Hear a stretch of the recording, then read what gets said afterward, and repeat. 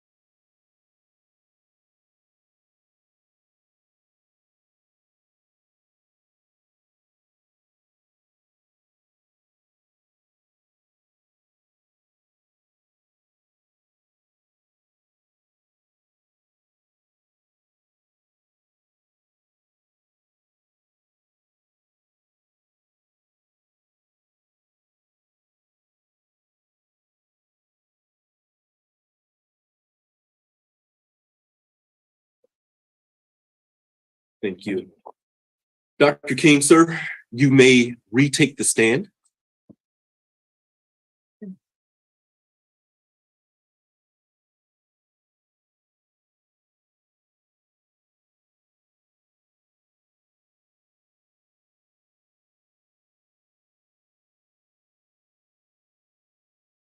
Sir, you may be seated. You are still under oath, sir. Thank you. You're very welcome.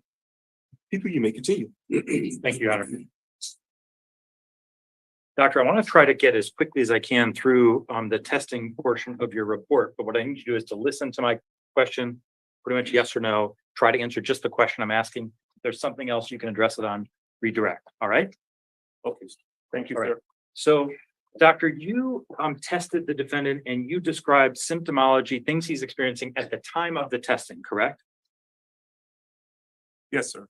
All right. And we talked about PTSD and we talked about the fact you agree with me that's a result of the shooting, not the cause of the shooting, right? Yes, sir. I'm sorry. Yes, sir. Okay. And so, Doctor, you make a number of statements in your testing, and I'll just review a few of those. One of the things on page 35, you say that the defendant feels trapped and constantly persecuted with no means of escape. And that's one of the things that comes out of one of your tests, right? But that's at the time you tested him. Would you agree with me? Yes, sir. All right. And so you're not saying he felt that leading up to the shooting. You're saying he feels that now. And that's not surprising given that he's in jail facing a long prison sentence. Would you agree? I don't. You don't agree with that? Okay. You don't expect that someone in jail for a long sentence would feel, quote, trapped and constantly persecuted with no means of escape. That's how we felt before also. Doctor, in your summary, you state that the defendant was, quote, on page 40, not believed by any responsible adults. Who are the responsible adults you're talking about? His parents, Okay, who else? his high school, his counselor. All right, that's important to me, doctor. Explain to me when his high school counselor, quote, did not believe him, because in fact, the defendant lied to the counselor and said he was not suffering this distress, correct? That is correct. All right, so it's not that the counselor didn't believe him, it's the defendant didn't tell him. He told him in his drawings on his assignments. Okay, but doctor, it's not that he didn't believe him, it's that when he asked him about the drawings, the defendant lied. Absolutely. Yes, All sir. right, okay. What other adults, what other responsible adults didn't believe the defendant? I'm not talking about people he lied to who didn't pick up on it. I'm talking about people that he expressed his need for help to and who did not believe him, other than his parents. So those were the notable ones, his parents and his high school counselor. You just agree with me, doctor. He didn't tell the high school counselor he wanted help. He said the opposite. Okay. Is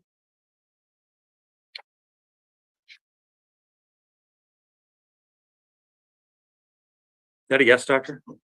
Yes, sir. Doctor, you described the defendant as a broken person with a broken brain. And I don't need to describe that. I need to know what does that mean? What's the medical definition of a broken person with a broken brain? Mental illness is a symptom of a broken brain. Is the broken brain a medical term, doctor? It is a layman's term. I'll be more than happy to go into clinical definitions of a broken brain. Is there a clinical definition? Like if I look it up, am I going to find that? What you're going to see is brain dis-ease, brain dysfunction, cingulate gyrus dysfunction, limbic system dysfunction. All of those are clinical terms, and I thought we wanted to be brief, so that's why I said a broken brain. All right, and you'd agree with me that a broken brain is not a Miller factor, right? It's not a Miller factor. And you agree that you're not offering a fix for the broken brain, are you? I'm sorry, sir? You're not offering a fix for a broken brain, No, sir. okay? And you're not telling the court even that it can be fixed, are you? Yes, I am actually. Okay, you know that this can be fixed. Yes, sir. All right.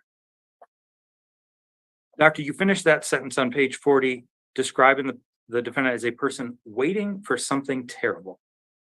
That's in the third to last sentence in the last full paragraph on page 40.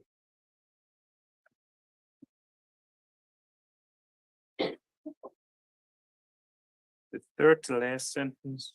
In the last full paragraph. So it's the paragraph under summary of defendant's mental illness. Okay. And you say broken person with a broken brain waiting for something terrible to happen. Do you see that? Yes, sir. Doctor, he wasn't waiting, was he?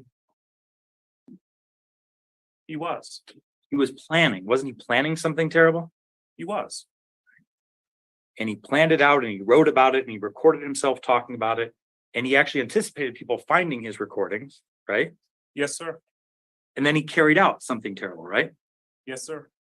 You make another remarkable statement on the last line in the last full paragraph of page 40. Quote, the defendant's form of mental illness, if not treated, typically ends with deadly consequences. Do you see that? Yes, sir. You don't cite anything to support that in your report, do you?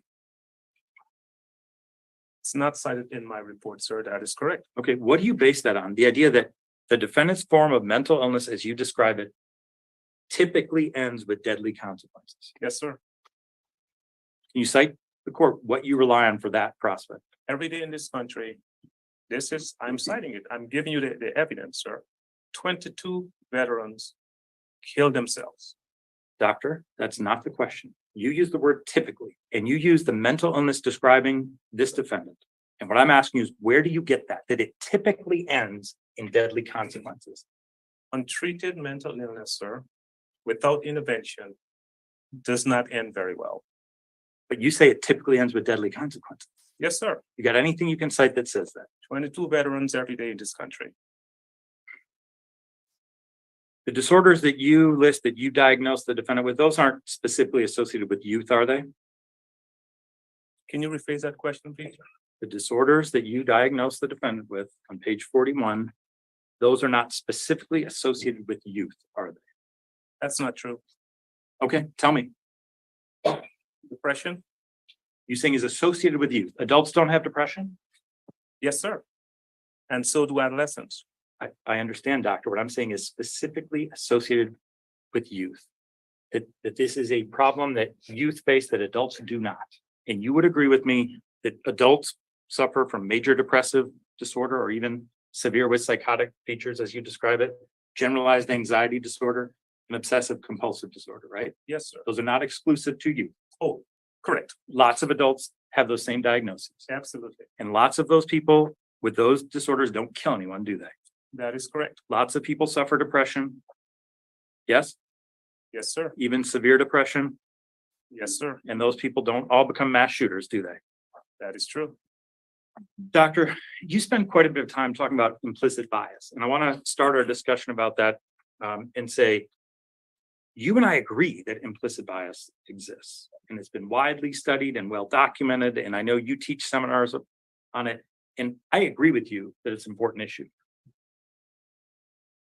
What I don't understand is how implicit bias has anything to do with this case. So that's what I want to focus on, okay? What was the genesis of this idea of yours to view this shooter and this shooting through the lens of race? So what I do when I teach implicit bias classes, sir, So doctor, I want to stop you. My specific question is, what was the genesis of this idea that you have to view this shooter and this shooting through the lens of race? I was about to explain it to you, sir. Let me ask you this. Was that your idea or someone else's? It's actually based on my profession, on my professional experience, sir. All right, so this was your idea. It's not solely my idea, sir. No, what I mean is, when you decided to put that in your report, no one said to you, hey, doctor, how about implicit bias? You came to them and said, you know what, I can explain this, it's implicit bias. True? It's your idea. No, sir. Who involved in this case said to you, how about implicit bias? I got my information by looking at the data and by disaggregating the data, sir. I'm not talking about the data that you rely on. I'm talking about the idea. Have you ever seen another mitigation report that blames a defendant's conduct on implicit bias? I have not. Okay. And what I'm saying is, so you have this idea, right?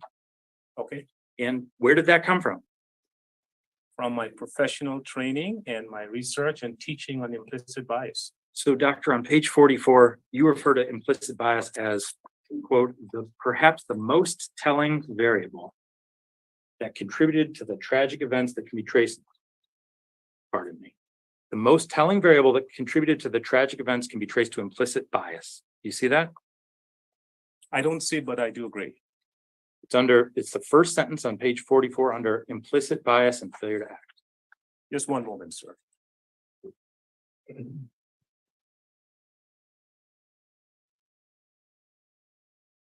Okay. What do you mean by the most telling variable? You know what, let's make this faster. What are the other variables that are not as telling? Explicit bias did not seem to be a factor. That is one variable that did not seem to be. Hold on, doctor. I'm talking about variables in this case. You're talking about the most telling variable in this case. You say that contributed to the tragic events. You're talking about the shooting in this case, correct? Yes, sir. I want to know the variables you're talking about in this case for which implicit bias is the most telling. What are the other variables related to this case? I don't have others. It's the only variable? That's what I looked at, sir. So you don't look at parental neglect or his home life as one of the most telling variables? They're all contributing factors. Or the untreated mental illness, or you claim untreated mental illness that according to you typically ends with the defendant killing someone? That's not the most telling variable to you? They're all contributing factors. All right. You say multiple times in your report that the defendant needed and was asking for help and he didn't get it, right? That's according to you. Yes, sir. And the people you say that he didn't get it from his parents, and then you told me the school, right? Yes, sir. Does implicit bias have anything to do with his parents' failure to get him help? I'm sorry? Does implicit bias have anything to do with his parents' failure to get him help? I don't think so. Okay, so you're just talking about the school. Yes, sir. All right. And doctor, when you're talking about the school, one of the things you rely on are the homework papers where the defendant drew guns and notes all over them, right? Correct? That's one reason. Yes, Okay. sir. And you pasted those assignments into your report, right?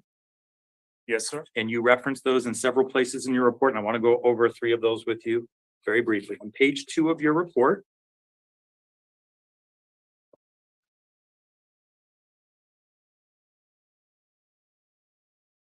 you say the defendant had been turning in assignments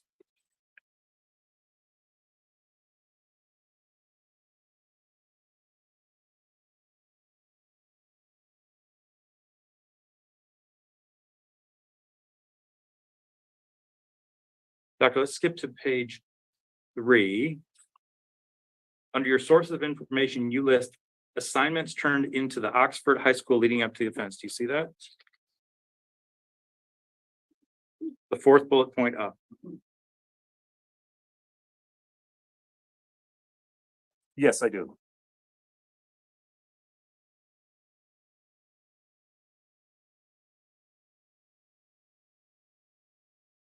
All right, you say on page 2, leading up to the offense, the defendant had been turning in school. This is the bottom paragraph on that page.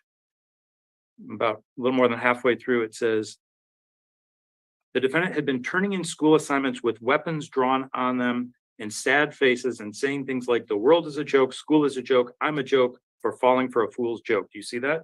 Yes, sir. And in fact, you attach that specific assignment, and it's at page 63 of your report. You want to take my word for it, you can look. But I page, take your word for it. all right, page 63 says, the world is a joke, school is a joke, I'm a joke. That's what you're referring to, right? As one of the assignments. Yes, sir. Yeah, and then on page 48, you say, despite turning in assignments with weapons drawn on every assignment, he was not suspended nor expelled from school because implicit bias says he did not fit the profile of a troubled student. You see that on page 48? Yes, sir. And then you attach all those assignments that you're relying on, right? Yes, sir. And your point is no one paid attention to those drawings because the defendant is white, right? My That's point implicit is, bias, right? It's not subject to the same level of rigor. And you're relying on the homework assignments because you say if someone else had turned those in, they would have paid attention, but because the defendant is white, they overlooked that. That's your Yes, opinion. based on Okay. the data. Yes, sir. Doctor, when and where were those homework papers found? Do you know?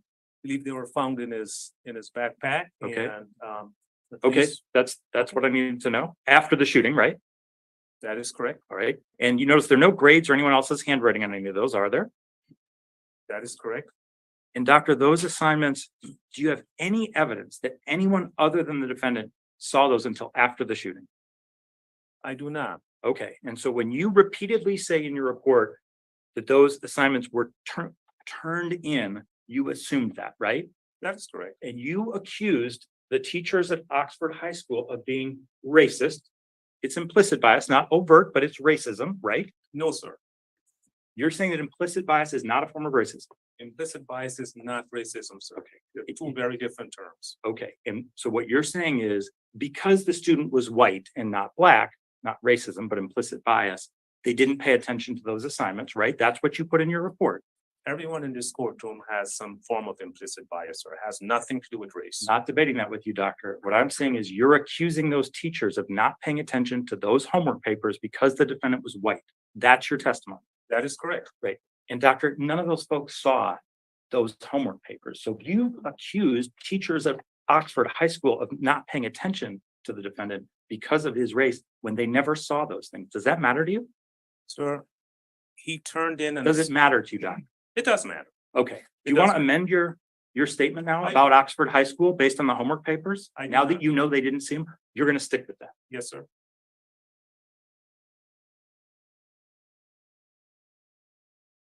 Doctor, to be clear, you're stating that implicit bias is relevant to this case, right? Which is about a white student at a mostly white school who killed 4 other white students, shot a white teacher, shot 6 other white students. You're saying that implicit bias plays a role in this case, right?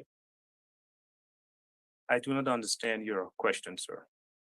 You understand the things I just said. Who was involved in this case? A white student, 4 white students who were killed, a white teacher, 6 other white students who were shot. You agree that those are the actors in this case who were involved in the charges here. Those were the actors. Okay. Yes, sir. And you're saying implicit bias has a role in this case. In regards to the teacher's response, Okay. And what Miller factor does implicit bias relate to? there is no Miller factor, sir. Okay, and you would agree with me, the Miller factors are things that mitigate a defendant's responsibility, right? Things like if you had fewer chances in life or a tough upbringing, those are mitigating, right? That is correct. Is growing up white in a mostly white school district a disability the defendant had to overcome? Can you rephrase the question, sir? Is growing up white in a mostly white school district a disability this defendant had to overcome? I don't think so. Okay, did race make his circumstances more difficult? I don't think so. Was he discriminated against? No evidence show that. So doctor, would you agree with me that growing up white is not a mitigating factor in this case? That is true. Doctor, you testified that you reviewed the bird video and the manifesto video and the school surveillance video before you submitted your first report, correct? I think so. All right. And doctor, I'll tell you, and you can tell me if you disagree, but you don't mention those other than putting them in your sources in your first report. You don't mention them at all again in the rest of your first report. Would you agree with that? That sounds about correct. All right. In your June report on page 49, you spend about 2 pages describing what happened leading up to and on the day of the shooting, correct? If you want to look at page 49. I take your word for it, sir. All right. Your report's a total of 69 pages long, right? That is correct. And you spend 5 sentences on the journal. You disagree with that? I take your word for it, sir. 2 sentences on the bird video. I take your word for it. 4 sentences on what you refer to as the manifesto video, right? I take your word for it. And then you spend about a page that you label, quote, the day of the shooting. You want to look at that or will you agree with me? I take your word for All it, right. sir. But Doc, you really don't even spend a page describing the defendant's actions on the day of the shooting, do you? You never mention the defendant getting up early to get the gun and ammunition, do you? It's not mentioned in my report. You don't mention him packing it into his backpack It's not mentioned in my report. or getting himself to school It's not mentioned in my report. or getting into the school with the gun and the clips and the ammunition It's not mentioned in my report. or going into the bathroom It's not mentioned in my or report. putting toilet paper in his ears. It's not mentioned in my report. Did you ask him about that, doctor? Why he put toilet paper in his ears? I did not. And you don't mention the defendant shooting Phoebe, right? I did not. Or shooting Hannah, right? I did not. Or shooting, pardon me, Hannah or Madison. You don't mention that. I did not. Or Tate I did not. or mention anything. Justin, right? I did not. Or Aiden or Molly Darnell or John or Riley or Elijah or Kylie. You don't mention any of that, do you? I didn't think it was appropriate, sir. Okay. That information was included, so you knew about it. You just didn't include it, right? I did not mention any names in my report, sir. Doctor, it's not just that you didn't mention any names. You don't talk about the defendant killing anyone, do you? I do. It's on page 1, the first paragraph. You know, Doctor, it's interesting you bring that up because you didn't say that. You changed your report to say allegedly the defendant did it. There is nothing in your report that suggests this defendant is responsible for the deaths of those kids. We'll get there. But you agree that was included in the materials you reviewed. You knew that information. I do. Doctor, you never talk about how many victims there were, do you? I did not. Isn't that relevant? It is relevant. Okay, but you don't talk about how many people he shot, how many people he killed, and how many he terrorized. You don't talk about that. That is correct. Doctor, you don't indicate how long the defendant spent walking through the school shooting people, do you? I did not. Do you know how long that was? I do not, sir. Do you think that matters? Perhaps it does. And you don't indicate the defendant's demeanor during the shooting, do you? I did not. And you saw the video, right? I did. Does not include audio though, does it? I'm sorry? That video does not include audio, does it? Which video, sir? Of the shooting. I do not understand. The question does not include audio. Correct. When you see the video of the shooting, there's no audio to that, right? I don't think so. Okay. Did you ask anyone what it sounded like inside the school during the shooting? I did not. Did you listen to the body cam audio and video of a staff member trying to save Hannah? I did not listen to any audio, sir. Okay. Does any of that matter to you? It does matter. Okay. In your report, you don't even include one sentence about how this defendant killed the victims to you. It's not included in my report, sir. All right. How far away was the defendant when he shot each of the victims who died? Sir, I watched the videos and he was pretty close to them. Pretty close. What do you mean by that? Point blank range? Yeah, I don't know the exact measurement, so I can't testify to that. Essentially the gun to the head in most cases. You agree with that? Those are the facts of the case. Do you know where on the body he shot the various victims? I do not. In the head, the neck, the chest? You're not aware. I believe one victim was shot in the head, at least one. Doctor, are you aware of when and how the defendant shot Justin Schilling? I am not aware, sir. Okay. He's in a bathroom. He's in a bathroom. Do you know how long he was in the bathroom with Justin and Keegan before he shot Justin? No, sir. Do you know how he asked Justin to get down on the ground and then he executed him? Are you aware of that? I take your word for it, sir. Okay. Does that matter to you? It does matter. Doesn't it speak to the defendant and his state of mind at the time?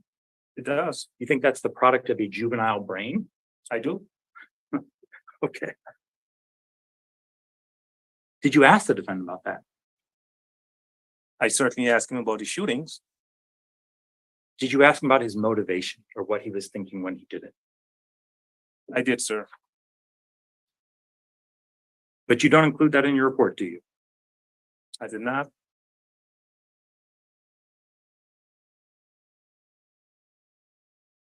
Doctor, would you agree that being calm and methodical when you kill people is not a reflection of youth and impulsivity, is it?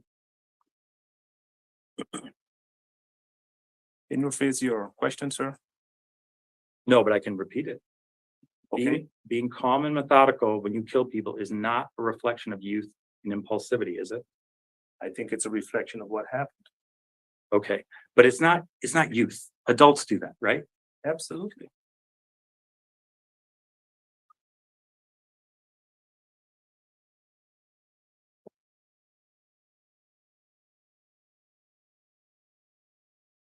All right, doctor, I want to move to page 67 of your report. When the defendant was sitting in the office with the backpack next to him, you say, the defendant started to feel a sense of relief, knowing that the sheriffs would descend on the school. You wrote that, right? Yes, I think, yes, sir. And you characterized the defendant, we've talked about this, as someone who kept asking for help but never got it, right? That is correct. You cite times when he said to his friend B, I keep telling my parents I need help and they won't help me, right? That is correct. Doctor, that exact moment you're citing, when the defendant has the backpack next to him in the counselor's office, the defendant had the perfect opportunity to get help, didn't he? Absolutely. All right, and he didn't take that, right? He didn't That's take that opportunity. Those are the facts of the case. Right. He'd asked for help many times, but when help is right there in front of him, he doesn't ask for help, does he? That is correct. And you'd agree if he just said, Mom and Dad, I need help, or I feel like there's no hope. I even brought a gun to school. They'd have given him help, wouldn't they? I've never met his parents. I don't know how they would have reacted. Well, the school, you don't have any reason to believe if he had said that he would not have gotten help, do you? I don't know, sir. I don't know the answer to that question. And it's not that no one believed him, right? He just didn't say it. You agree with me? I do not agree with that, sir. He never said it, did he? He never said it in the counselor's office. Did he tell you that he said, I really need help, Mr. Hopkins? I really need help, Mom and Dad? Did he tell you he said that? It was in his paper. Doctor, I need help. we've talked about that. He then tells them that the paper was part of a video game. He says, I'm not asking for help. That's what he says to them, right? For the sake of brevity, sir, I will say yes. Yeah. Okay. So at that moment, doctor, the defendant, for whatever reason, decided he wasn't going to ask for help, right? But you agree with me. At that moment, the counselor told his parents, you have to get him help within 48 hours, right? You agree with that? I read that. So at most, if the defendant's just not comfortable talking about it there, he's 48 hours away at most from the help that he's allegedly been begging for, right? Or he should have gotten the help right away. Okay, doctor, but I'm talking about the defendant now, not the other folks in the room. I understand. The defendant now knows after he's been asking for help for a long time. You cite April of 21, right? Yes, sir. He's less than 2 days away now, right? You agree with me? I agree with you. All right. And he doesn't choose to just say nothing and go home. He leaves that meeting and he goes to the bathroom and he takes the gun and he starts shooting, right? Actually, no, sir. He went back to classes. Okay. He went back to class and instead of finishing out his classes for the day and going home and then getting help, he decided to start shooting. No, sir. He went to the lunchroom and had his lunch. And then he started shooting. He had time to think about it. Yes, sir. All right. Did you ask the defendant about that? I did, but he did not respond.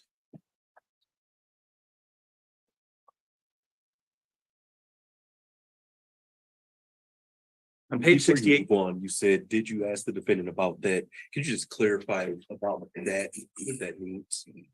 yes. So, doctor, did you confront the defendant with the fact that help was now, he was on the precipice of help? Less than 2 days away. Why did he start shooting instead? Did you ask him that? I did not ask him that question, sir. So he didn't explain that. That is correct. On page 68, you describe the defendant. No, I gotta look at the page. This is-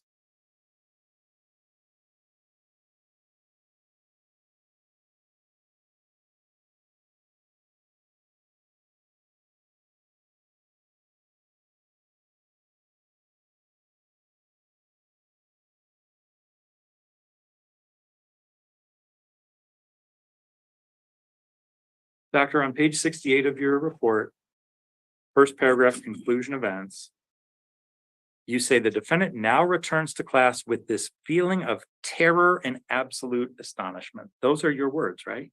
Yes, sir. And you're talking about the defendant. You're saying the defendant is the one who's feeling terror. Yes, sir. And then, doctor, even more remarkably, the sentence before that, you say, perhaps the saddest part of this very horrible saga is that the defendant was given his backpack with the gun and told to return to class. You've heard the testimony, doctor. You've read the reports. You've heard people crying in the courtroom. You've seen the families. And you're saying that the saddest part of this is that he was sent back to class. That's what's sad about this case. Those lives could have been saved. That's true, doctor. And who made that decision? A number of people.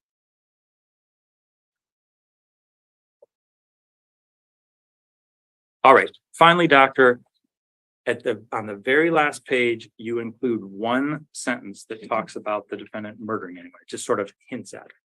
And in fact, in that sentence, you don't blame the defendant, do you? Where are you referring to, sir? I'm talking about the one sentence where you ever talk about the defendant killing him. The only one in your entire report. Could you just specify where this is? Yeah, it's the last sentence under conclusion events, Can you tell us the page? 68. One moment, please.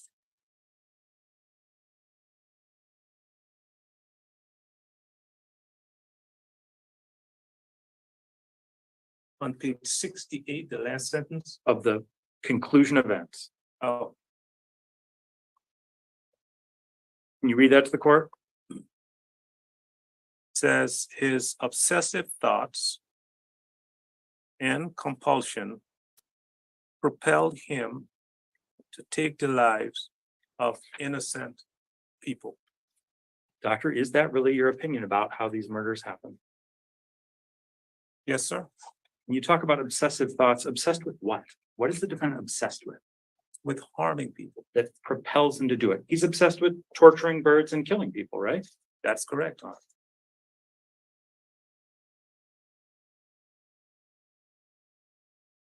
Doctor, would you agree with me? You spend very little time discussing the journal in your report. I spent time discussing it, sir. I don't know Well, very that's- little, but I spent time discussing it. Okay. All right. So you don't discuss it at all. You've already agreed with me in your first report, your January report, right? That is correct. All right. And then in your June report, you spend 6 sentences on it, right? I take your word for it, sir. All right. And you pull out 2 quotes. Right? One about my parents would listen to me and help me, or a therapist. I used to have a dream and I realized working hard for your whole won't do anything. That's the first quote you use in events leading up to the shooting from the journal, right? I take your word for it, sir. And then he includes a second quote where on page 49, I have this huge crush on a girl in my 6th hour and want to ask her out, right? That's correct. Those are the only 2 quotes you use from the journal, right? That is correct. All right. And you spend almost no time talking about the birds or the bird video. Again, in your initial report, you listed it as a video and never mentioned birds anywhere again in your report. Would you agree? He made a video of himself torturing birds, Correct. indicating his desire to make the birds feel Hold on. what he was feeling. We're about to get there. That's 2 sentences in June, right? And in the first report, there's 0 sentences. You agree? That is correct. All right. And you say, as you just said, the defendant probably saw this as a way of releasing the pain he was feeling inside, right? That is correct. You don't explain that, right? That's it. You don't offer any further explanation of why you think he probably saw this as a way of releasing the pain, right? That is correct. Did you ask the defendant about that? I did not. So, doctor, there are things you asked him and things you didn't. Was the defendant forthcoming with you? Based on my testing, I believe he was. All right. You do indicate in one of your tests he was over-reporting, right? He was trying. That is correct. And doctor, you're aware of a discussion you had with a girl about being shot by his father with a BB gun? You're aware of that? I saw that in one of the documentations. Okay. And he acknowledged he lied about that, right? Sometimes he just makes stuff up. That is true. Did you ask him about why he killed baby birds and whether he liked it? I attempted to. Okay. And he didn't respond to that. He's still trying to come to grips with what has happened. And doctor, you really don't mention the Manifesto video, right? You spend about 4 sentences on that and you don't quote anything from it, do you? Sir, I believe I've answered that question. I did mention it in my report. Doctor, hold on. I'm asking about a different video now. We're talking about the Manifesto video, right? And you don't address that in your first report, but in your second report on page 50, you label video the night before the night of the shooting. It says video before night of shooting, but it's video the night before the shooting, right? Okay. And you include a couple sentences about that. It's actually not mostly about the video. You say, the night preceding the shooting, Ethan was locked out of his home by his parents following a verbal conflict surrounding his grades, right? There's 6 sentences in that section. Yes. And the first one is you talk about he'd been in a verbal dispute with his parents and his parents actually locked him out of the house, right? That is correct. In fact, he'd been locked out of the house when he made that video, right? Yes, sir. All right. You spend a couple sentences on it, but then you don't actually quote from it. You say the video shows him indicating his desire to harm students at the school, right? Those are your words, correct? That is correct. And you would agree with me, doctor, of the 20,000 text messages, you make no reference to 99% of those. You just include the 1%. That were relevant, yes. And doctor, in your report, at least you never talk about the defendant's internet searches. Agreed? That is correct. And you were aware they existed. You testified. You did pull out one about the dog, so you knew they existed. You just didn't reference them in your report. That is correct. In fact, you don't mention the shooting at all or the shooting video in your report, do you? You saw it, but you don't mention it, do you?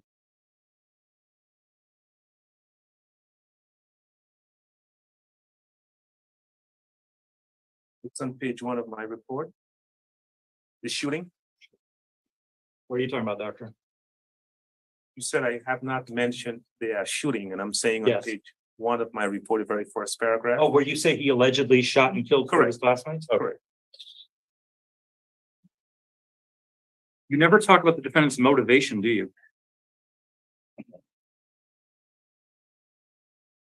You never talk about the defendant's motivation, right? I mentioned his mental illness, sir. Doctor, my question is not his mental illness, it's his motivation. Why does he want to kill people? You didn't talk about that in your report, did you? Testing, sir. I spoke about his obsessions and his compulsions. Doctor, I'm talking about what motivated him. Why did he want to kill other people? I don't even think Ethan knows fully why you wanted to go. Okay, I'm glad you said that, doctor, because we're going to look at some things and see if Ethan tells us. Sure. The shooter tells us why he was motivated to do that.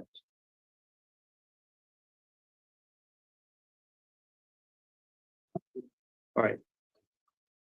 Doctor, I'm going to show you a series of clips from the journal, the text messages, internet searches, and so forth. I want to go through those with you.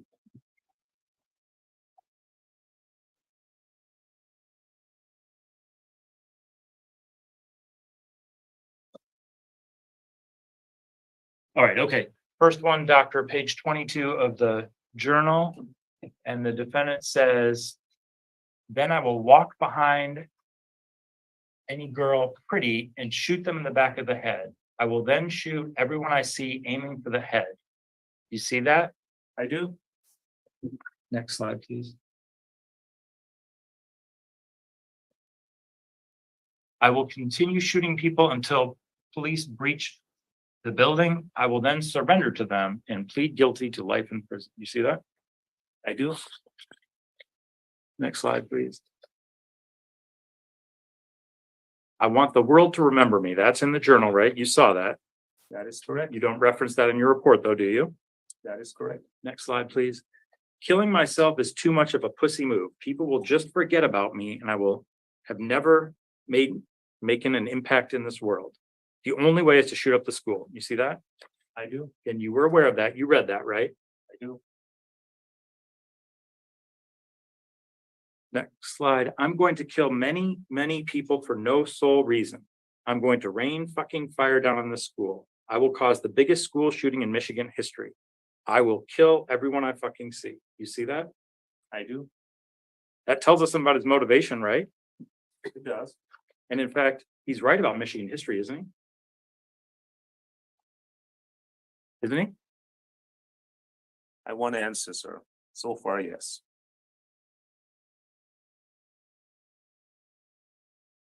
Next slide, please. I want to remember throughout all of history. Right?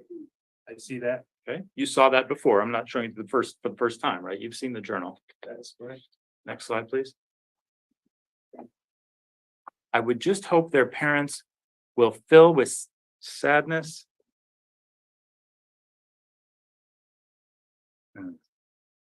And is it distraught? When I shoot up the school, I hope that every parent of kids I gravely murder will be so sad that they kill themselves. You see that? Those are the facts of the case.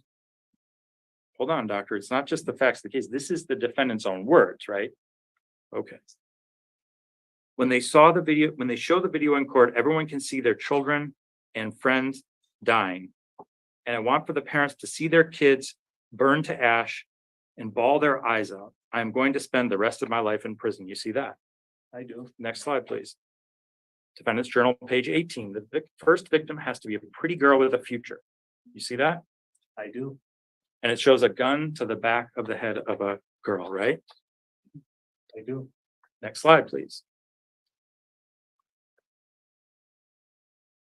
I know that rarely any shootings have happened in Michigan, so that means I will cause the biggest school shooting ever in the state. I am not going to tell myself I will surrender to the police. I wish to hear the screams of the children as I shoot them. You see that? I do. Next slide.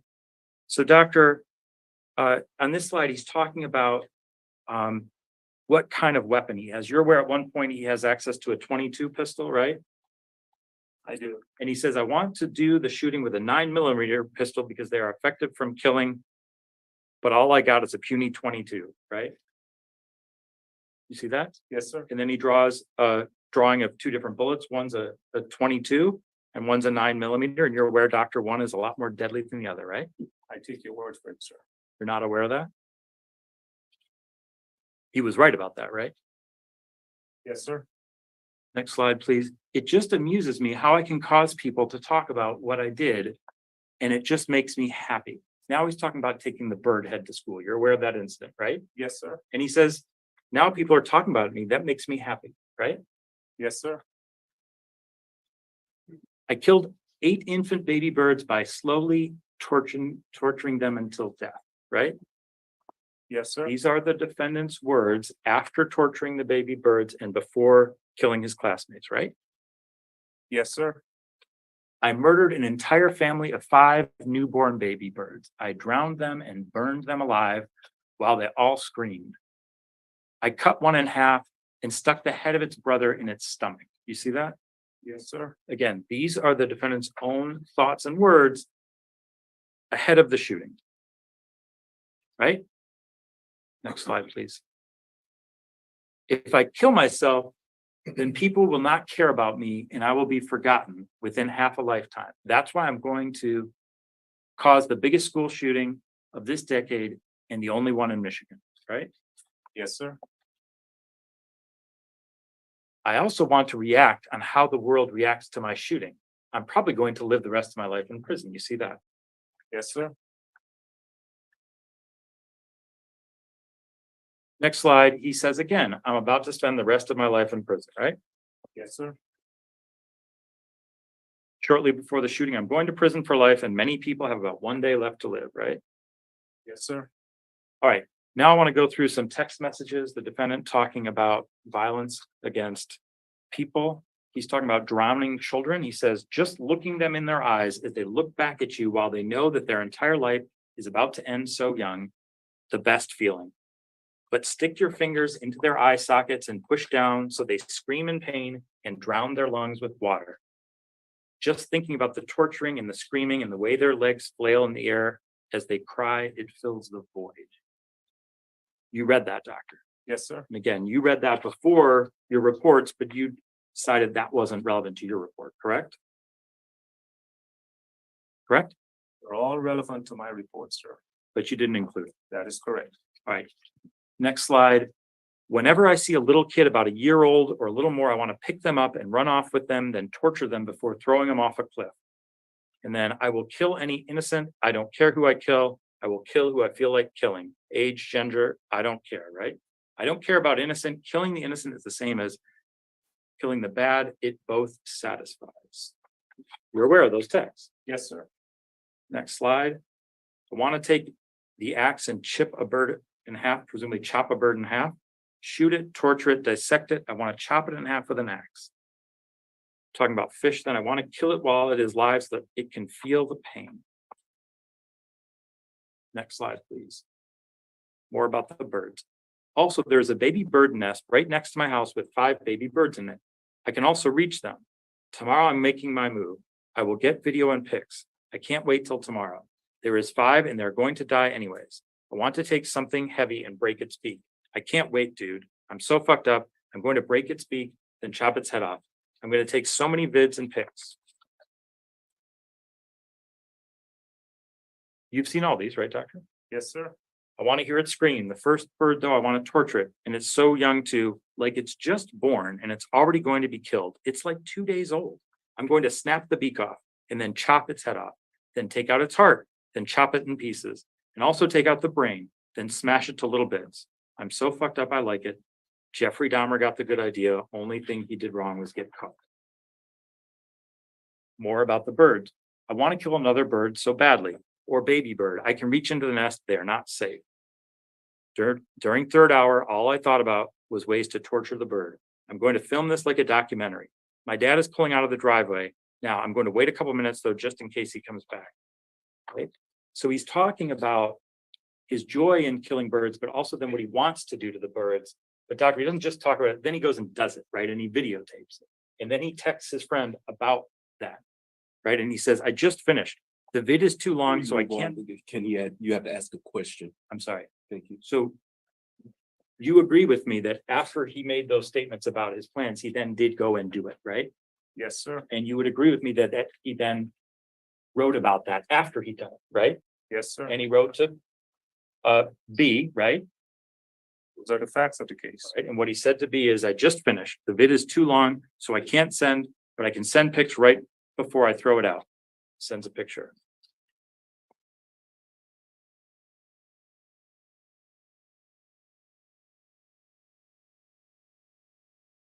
Sorry, one more.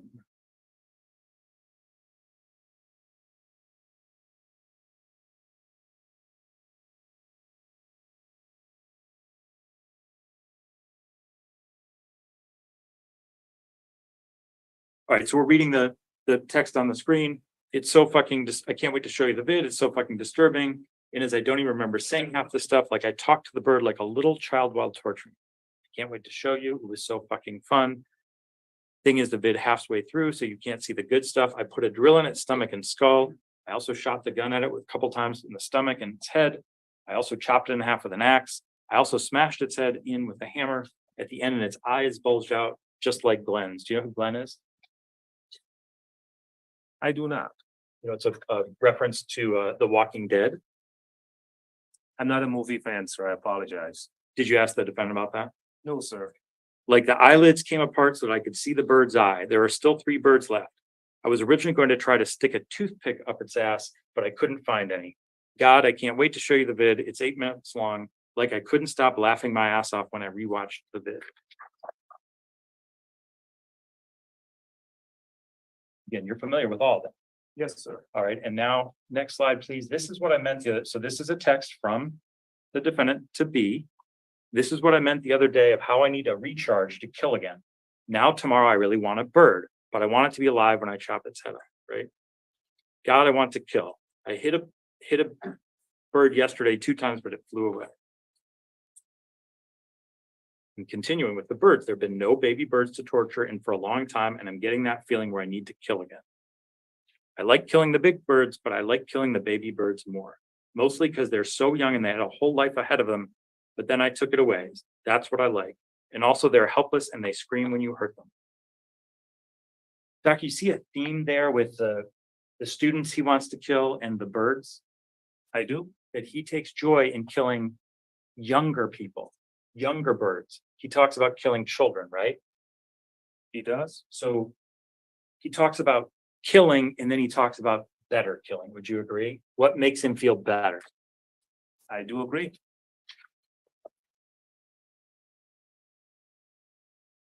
Doctor, we don't need to spend much time on these, but you understand that in addition to his internet searches about a dog, he also repeatedly searched about prison sentences in Michigan. What's the worst prison sentence you can get? What is a life sentence?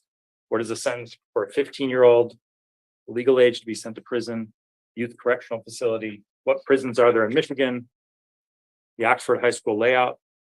And then this one's important. What is the average response time for a shooting? You're aware of all of those. Yes, sir. And then, Doctor, there's a little bit more. You reviewed the Manifesto video, right? I did. And in the Manifesto video, you heard the defendant say in his own voice, when the bell rings to end 5th hour tomorrow, October 30th, November 30th, 2021, I'm going to walk to the dividend between the boys and the girls' bathroom, and I will have my black jacket on, and I will walk behind someone, and I will shoot a bullet in their skull. Yeah, that's my first victim. I'm going to open fire on everyone in the hallway. The hallways are too jam-packed. I will try to hit as many people as I can. I will reload, and I will find people hiding. You heard him say that. You listened to that video, right? I did. And then you heard him say, I understand that I'm going to prison for this. Michigan doesn't have a death penalty. I don't want to die. As funny as it may seem, I want to kill a lot of people. I do not want to die. I realize how valuable life is. This is the defendant, 12 hours before he starts killing people, right? And he's expressing what he intends to do and then what he does do, right? Yes, sir. All right. And then you hear him say, just the thought of, oh, there's so many people who think they're going to live the life, going to go to college, have a great career, get a family, grow old, die happily. And what they don't know that in less than a day, they're going to die and their lives are going to be changed forever, right? Yes, sir. And he's right about that, right? He's correct. I understand my consequences. I understand that people put me in prison for this, right? Yes, sir. And then that first video ends, and then he records a second one saying, fuck that previous video I took. That was bullshit what I said. I'm going to have so much fun tomorrow. I have a goal, and it's to kill everyone. Right? Yes, sir. Now, doctor, you may say this is like grandiose juvenile stuff, right? No, sir. That is very serious stuff. All right. So when we look at the defendant's messages, doctor, he tells us a lot about why he's doing what he's doing. And that's why I asked you about his motivation. You talked about the testing, but he tells us, right, that what he wanted was to be famous, right? That is correct. That was his really primary, his only motivation. He liked killing, but he really wanted to be famous, right? That is correct. So we agree it wasn't a fight or a robbery. No one was defending themselves, right? That is correct. And he didn't want anything from the victims. There's nothing they could have given where he said, like, if you give me this, I'll spare your life. He didn't want anything from him, right? That is correct. All right. And none of them had done anything to him, right? He hadn't been bullied. He didn't even know these specific people he killed, right? That is correct. And he wasn't seeking revenge. It's not like someone had done him wrong and he said, you know what, I'm going to get him back for that. That is correct. You would agree that that can be kind of a juvenile thing, right? You feel that you've been dismissed or mistreated and you want to lash out at that person, right? That does happen sometimes. And you agree this shooting is not that, right? I do agree. So his goal and the reason for the victims, he just wants to maximize the number of people he killed so that he can commit the biggest mass shooting so that he can be remembered, right? That is correct. We also learn about what kind of victim he's looking for, and we just talked about this. He wants younger victims, and he actually talks about probably not killing teachers, right? That is correct. All right.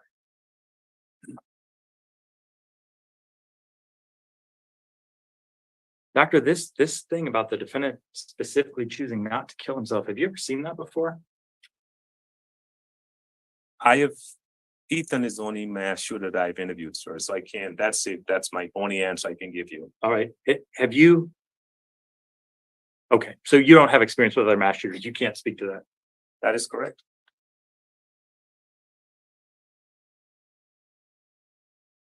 So it's important, doctor, at least to me, when he expresses what he's going to do, for instance, shooting people in the head, and that's what he carries through and does, right? That is correct.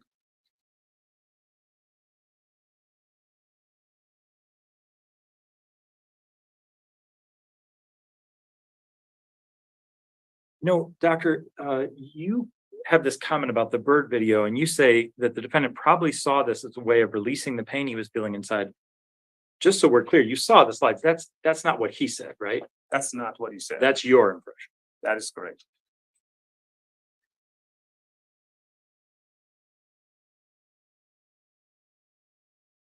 Doctor, when you watch the bird being tortured, do you get any sense that that's difficult for the defendant, that made him uncomfortable? Did he have any qualms about it? He de-associated from what was happening. Okay, so the person who was torturing the birds didn't have any qualms, you're saying, but that's him dissociating from what?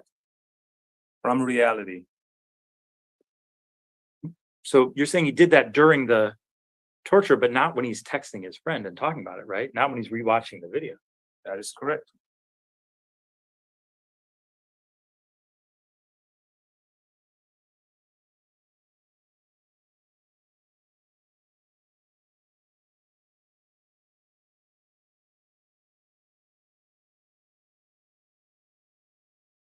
Doctor, you reviewed Dr. Aniker's report, and when he's talking about the birds, he says, it just made a good feeling, and I don't know how to describe it. I made a little area in my parents' shed, and I would form different torture techniques on it, cutting it or breaking its limbs, or drowning it or burning it. 7 baby birds in total from 2 different nests. And I would take the BB gun and shoot them or hit them with a baseball bat. He indicated he worked on the birds over the course of a few months. He was asked what his thoughts or feelings arose when he tortured the birds. He stated, it's like a feeling between good and pleasurable. A relief feeling in power. I don't know, it just felt good. Doc, you talked about this tension removal, tension release, right? After the defendant kills a bird or a person, he feels relieved somehow. That is correct. When you comment on the Manifesto video, you say the video shows the defendant's inability to contain his thoughts any longer. But again, this is your interpretation, right? It's not. Well, let me jump ahead, doctor, because the next day in the counselor's office, he was perfectly capable of containing his thoughts, right? He didn't have to say those things there. He chose not to say them, right? That is correct.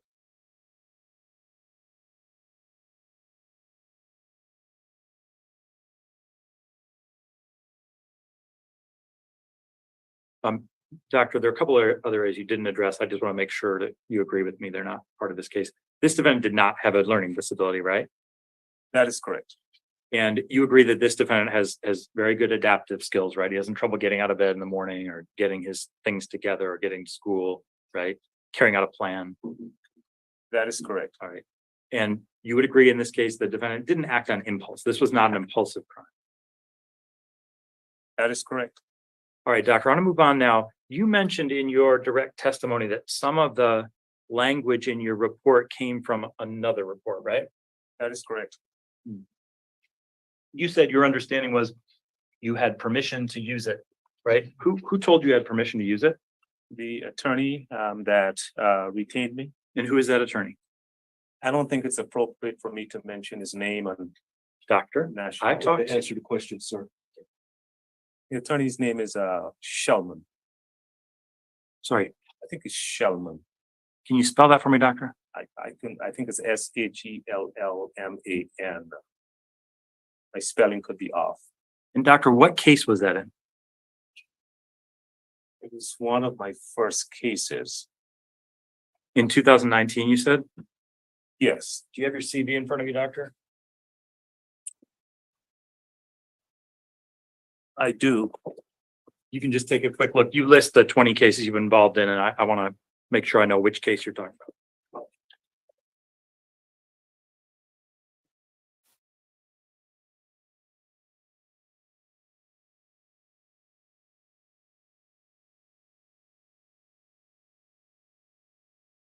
Looking at it right now. If you can just see from that list of cases, I think there may be a date order that you might be able to tell us. I think it's the People versus Lewis. I think it's the People versus Lewis. All right. And you're saying that that attorney said, here's a report from another expert and it's okay for you to use parts of that report. Yes. What report was that? Who was the expert? I believe it's Dr. Holden. I'm not sure, but I believe it's Dr. Holden.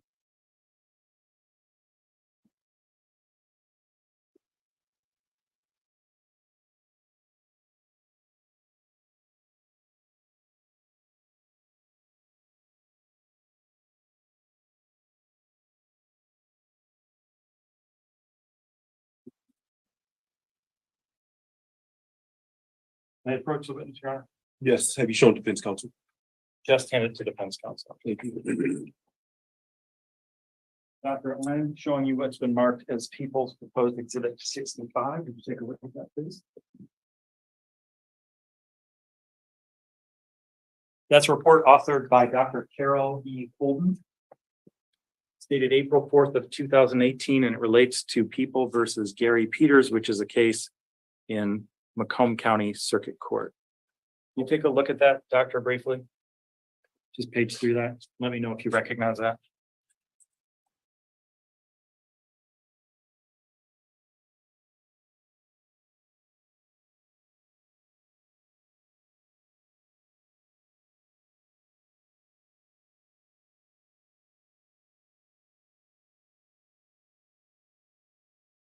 This looks like it. I can't verify it, but I think this looks like it, sir. Okay, we're gonna go over it and we can come back to that. So Doctor, can you tell the court which sections of your report that are cut and pasted from someone else's work? Are cut and pasted. What I'm looking for, Doctor, is the language that you took from someone else's report, language that you did not write yourself. Sure. You can look at Dr. Holden's report, or you can look at your report. What I want to know is in your report, your June 16th report, which parts did you take from someone else? Sure. So I actually used the same format as I indicated in my testimony: summary of opinion, sources of information, notification of purposes, Miller Doctor, versus. I want to shorten this up. I'm only interested in what are essentially word for word cut and paste from the report. So I understand there's format and there's some things that are identical, but they're pretty standard. I'm talking about stuff that you just dropped it in. So my report is 70 pages and this report is 12 pages. My report has 15 psychological tests and this report has none. So Doctor, I think your answer is you can't tell me right now as you sit here which parts you took from Dr. Correct. Holden's report. Okay. Doctor, when did you find out that I knew you had taken portions of someone else's report? When did you learn that? Actually through the attorney who retained me. Okay. And They alerted you, they said, hey, the prosecutor's office is asking for Dr. Holden's report, and I think there's something up. I don't know about I know about Ethan's attorney who retained me. Okay, they brought you the report and said, hey, or they said to you, there's an issue here, right? You didn't bring it to them. So you keep saying they, sir. I can only tell you one person that I had a conversation with. Okay. And that is Paulette Lofton. Okay, about this report, and it's not you told her, it's she told you. Correct. Okay. All right, so what I want to do is look at, what I'd like you to do is first, on the first page of so I want you to look at Dr. Holden's report. I apologize. On the first page, she indicates that Mr. Peters was referred to her, quote, for a psychological evaluation focused particularly on the sentencing factors outlined in Miller versus Alabama. Do you see that?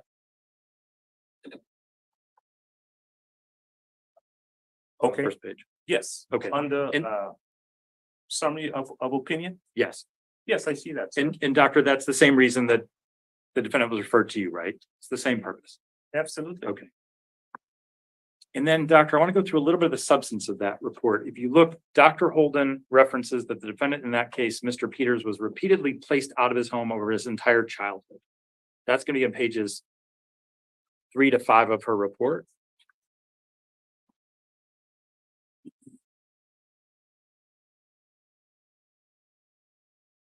You know what, doctor, we're going to save a little bit of time here. I'm going to represent to you that in that report, Dr. Holden reviews the Mr. Peters' out-of-home placement on pages 3 to 5.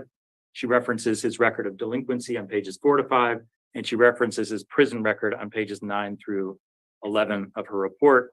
And then, doctor, I want you to turn to, I believe it's page 11. Counsel, so you're aware, I don't have this report that you're referencing. Yeah. Pardon me, Judge, if it's all right, I'll give you a copy, and then once I've established with the doctor, I'll move to admit it. Is that? Any objection, defense? At this point, I am objecting, yes. Thank you. I will wait until it's actually admitted into evidence. All right, doctor. So let's turn, I believe it's on page 11.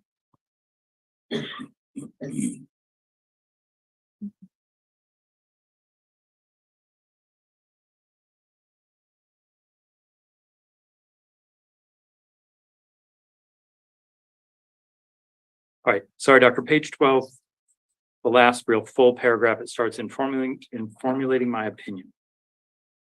You see that? I do. It says, I gave the juvenile's potential for rehabilitation considerable weight because the amount of time since Mr. Peters was originally sentenced offers the opportunity to assess this factor in a way not possible when he was 17, right? You see that? Yes, sir. And then it says,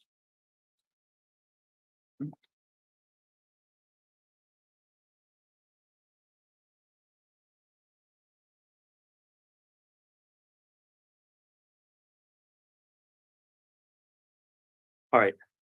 So we're back to page 11, second paragraph under conclusion. And it starts the extent to which a psychological evaluation may be of value to a sentencer. See that?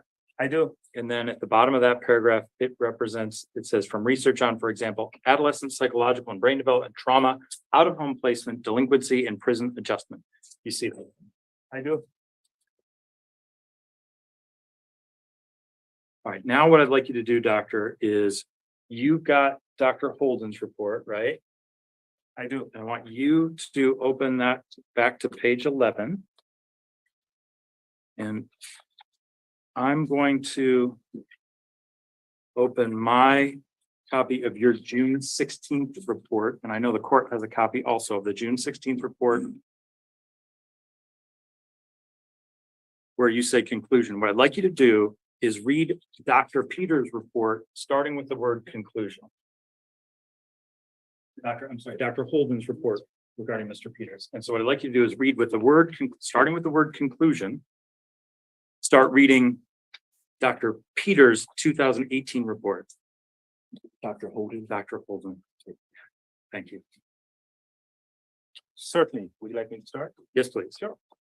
So Miller v. Alabama requires that the sentencer take into account how children are different and how those differences counsel against irrevocably sentencing them to life in prison. And that's a quote. By considering the factors discussed above. Please continue. The extent to which psychological evaluation may be of value to a sentencer varies across the factors, and how best to weigh and combine the factors in sentencing a given individual is, of course, a legal rather than psychological question. I consider the factors from a forensic psychologist's perspective, taking into account information obtained from Mr. Peters and from available records from research on, for example, adolescence, psychological and brain development, trauma, out of home placement, delinquency, and prison adjustment, and from my current psychological evaluation. Please continue. As described in detail above, at the time of his offense, Mr. Peters was a late adolescent. Psychological and neuroscience research has clearly demonstrated that even late adolescents are different from adults. And consistent with this research, compared to an adult, young Mr. Peters was less capable of considering alternatives, more focused on potential rewards versus potential risk, more likely to take such a risk, and less able to consider the long-term consequences of his actions. Mr. Peters' impulsivity, and failure to consider the consequences of his actions, lack of social skills and Doctor, I want to vulnerability. stop you just for 1 second. So there's a part here where it deviates from your report. Go ahead and continue though. Lack of social skills. And vulnerability to peer pressure and immaturity were particularly striking to the MDOC psychologist who evaluated him early in his incarceration, as was the fact that Mr. Peters' antisocial and angry attitudes and behaviors so clearly served to ward off many painful feelings. All right, now, Doctor, I want to jump down to that last paragraph on page 12 of Dr. Holden's report that starts with the above. Can you read that, please? With the above and the court's assertion that the distinctive, and this is quote, the distinctive attributes of youth diminishes the phenological justification for imposing the harshest sentence on juvenile offenders, even when they commit terrible crimes. End of quote. In mine, it is my opinion that consideration of the Miller v. Alabama factors, especially the final factor, supports a sentence other than life without parole for Mr. Peters. Right, so Doctor, we followed along and that's virtually word for word with just a few changes, mostly the defendant's name from the two reports. You are not denying that that's where you got this language, correct? I am not. Right. I move to admit people's proposed 65. Your Honor, I am objecting. I don't believe it's relevant. This is a different defendant, a different fact pattern, a completely different case. And Dr. King has testified that he used the rubric from this report. I don't think that the court then needs to have the report to be able to come to the conclusion that he has used somebody else's rubric, not somebody else's opinion, but somebody else's rubric. I don't think the facts and the specifics of a case from years ago in 2019 is relevant in this case whatsoever. So I'm objecting. Your response? Judge, I think the court can take it for what it's worth, but I actually want to talk to the doctor about the fact that the contents of this report, Dr. Holden's report, fit her conclusion. The contents of Dr. King's report do not. You can ask him that question, but I don't see the need to admit it. I was actually following along as the doctor was reading from Dr. Holden's report, and it is clear that there is some language from that report that is significantly similar, if not the same, in his report that's on page 68. And so I will note that the court doesn't need to have that admitted, but you can very well ask him questions about that. Thank you, Your Honor. Thank you. Doctor, you use the word I, and then you say it is my opinion that you were especially relying on the final Miller factor, didn't you? That's that last paragraph. That is correct. So now I'm looking at your reports. We're on page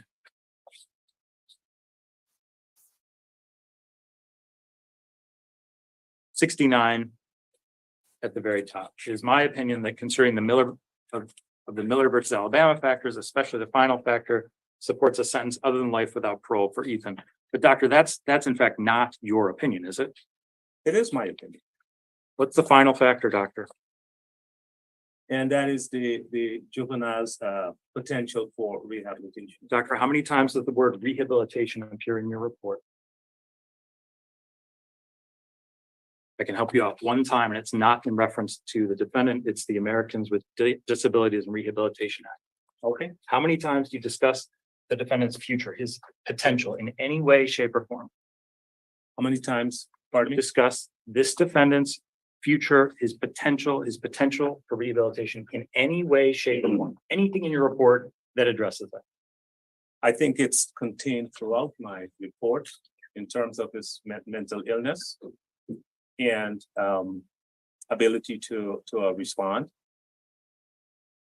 Why don't you point out where that is, doctor? Because I I don't think see it.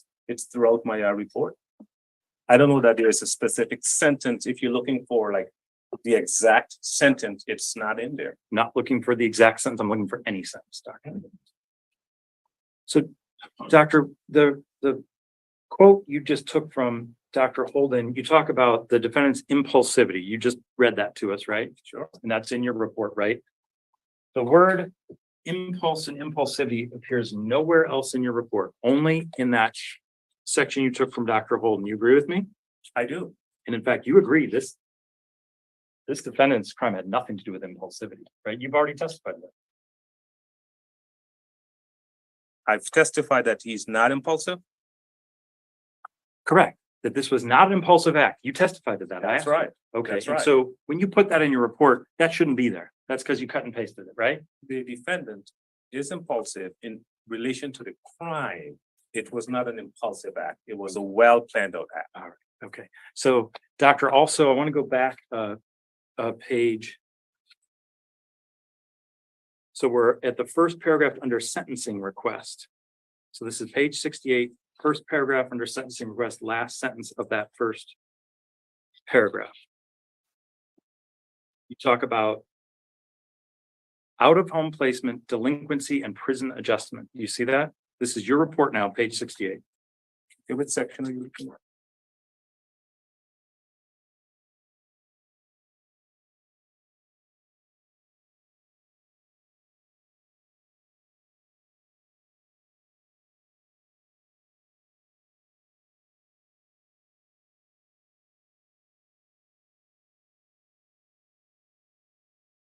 Also, are you looking in the first paragraph under sentencing request on page 68? Yes, Your Honor. It's the last sentence of that first paragraph. Page 68. I'm still trying to get there.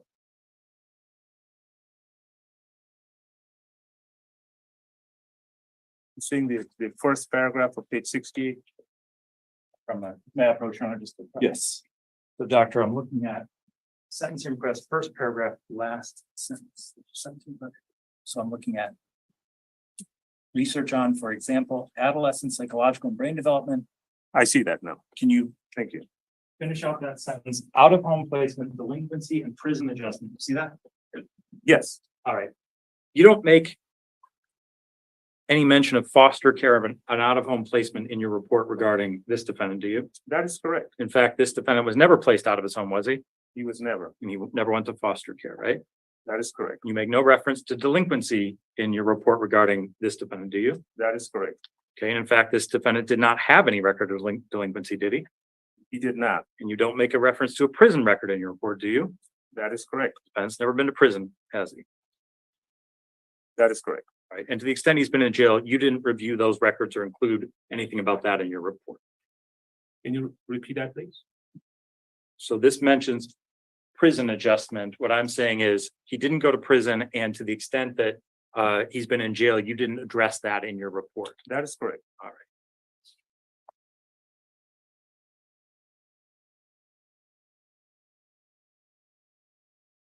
All right, so doctor, if you look at the probably page 3 of your report, maybe 4, let's see. All right, page 4 of your June report, Miller versus Alabama factors. You never list the potential for rehabilitation as a factor. You agree with me? Which page are you on, sir? I'm looking at page 4 where at the top, you say Miller versus Alabama factors, and then you have chronological age as the first thing, right? That is correct. And what I'm trying to establish is nowhere in your report do you ever list the potential for rehabilitation as a Miller factor, do you? That's correct. And That may be correct. okay, you don't list as a factor, and then you don't discuss rehabilitation or potential rehabilitation, correct? Throughout my report, no. All right, you don't explicitly discuss it, you say it's part of your whole report. Correct.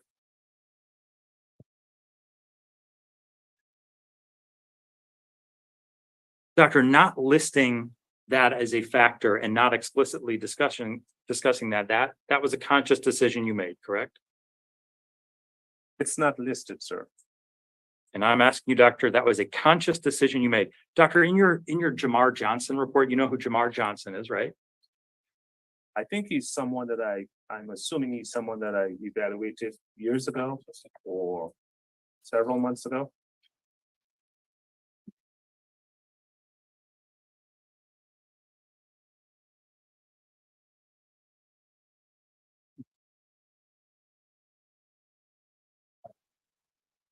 Doctor, in 2020, you wrote a report regarding a Jamar Johnson for Wayne County, it looks like.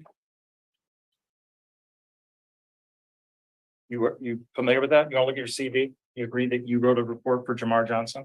In names, I'm pretty sure I did, and I take your word for it, sir. Judge, I don't intend to admit this, but may I approach the witness, see if I can recollect, refresh his recollection. I don't have a copy of it, right? Thank you. Can you show defense before you approach? I can.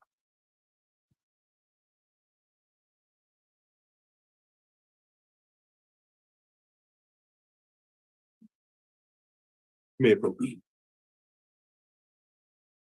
Doctor, what I'm showing you is just to refresh your recollection. This is a September 24th, 2020 report that I believe you authored that I want to see if it refreshes your recollection.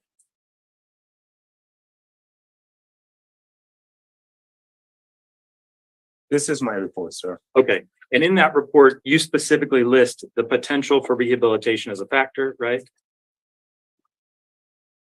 I probably did. It's a heading, so if you flip through, it's not just buried in there. It's a heading. It says potential for rehabilitation. Okay. So what I'm trying to establish here, doctor, is that when you've addressed that factor before, you've expressly included in your report, you know it's a Miller factor, and you made a conscious decision not to include it in the report regarding this defendant. I don't know that I made a conscious decision. It's not included. That's what I can tell you. It's not included. Was it a mistake? Sir, it's not included. Doctor, I'm aware it's not included. I'm trying to ask you why. Because what I'm suggesting to you and what I'm asking you is, you've made a conscious decision. You decided not to include it. That is correct. Okay.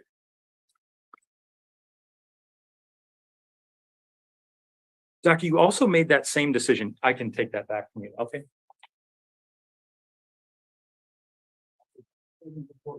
Thank you. Okay. There are two other Miller factors you don't list and you don't address. So the fourth Miller factor is the incompetencies of youth which affect whether the juvenile might have been charged with and convicted of a lesser crime. For example, because the juvenile did not have the capacity to assist their attorney in their own defense. Would you agree with me, doctor? You didn't list that as a Miller factor in your report regarding this defendant. I think that's correct. And in fact, that's because it's a conscious decision. It doesn't apply here, right? There wasn't any plea deal. There was that has no relevance to this case. That is correct. All right. And in fact, you also don't list the third Miller factor, right? Which is the circumstances of the homicide offense, including the extent of the juvenile's participation in the conduct and the way familial and peer pressures may have affected the juvenile. That is correct. So you agree that's not in your report, and that's a conscious decision, right? Because in this case, it's just not mitigated. It's not in the report, sir. Doctor, I know it's not in the report. What I'm asking you is, you consciously decided. Your job was to find mitigating facts, right? That was your job. And you looked at all the factors, right? Certainly. And you determined that some factors you could provide some mitigating evidence on, right? I did. And on the third factor, the circumstance of the homicide offense, including the extent of his participation and the way familial and peer pressure may have affected the juvenile, you didn't list it and you didn't address it because it's not mitigating, right? That is correct.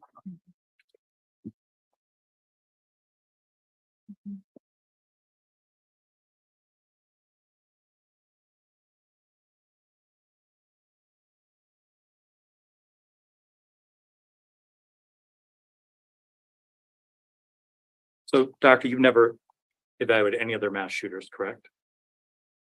No, sir. You aware how many mass shooters there have ever been in Michigan since 1966? I'm not aware. 5. And you know how many of those defendants were under 18 when they committed the shooting?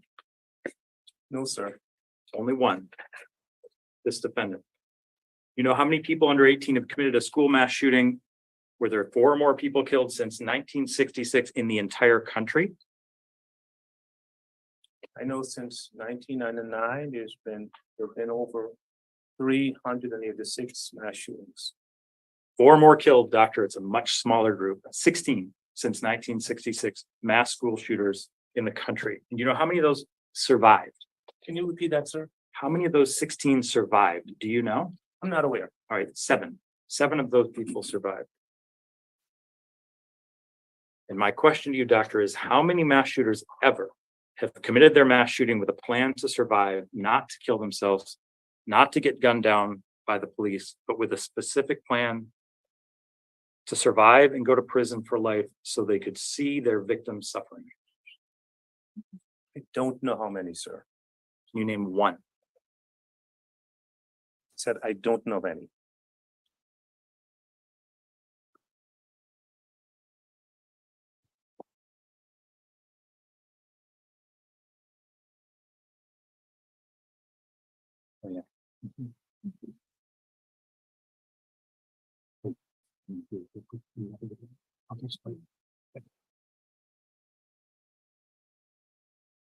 Right, just a couple of quick things. Doctor, you mentioned something about with his parents, someone doing something out of spite, his father doing something out of spite. You remember that? I do. What was that in reference to? I believe it was in reference his father buying him a gun. Oh, out of spite against his mother. I think that's what I referenced. Where did you learn that? I'm sorry? Where did you learn that? Like, what did that come from? That reference? Where did you get that information? From the defendant. Okay. Doctor, you referenced, this is something I want to come back to. So in your January report at the end, you referenced the defendant sitting in a corner and crying. You remember we went over that, right? I think he said sitting in the cafeteria. Okay, sitting in a cafeteria and crying. And I said, that's not in your June report. And then you said, yes, it is. You had one, but then we established there's this, the one that we're working from does not have that That is correct. sentence. And I said to you, where did you get that from? What I'm saying to you, doctor, that didn't happen. That's what I'm trying to say to you. And you're saying it did. Sitting in the cafeteria. Crying. That was my impression, sir. Your statement is. Again, it's the January 27th report, and it says that.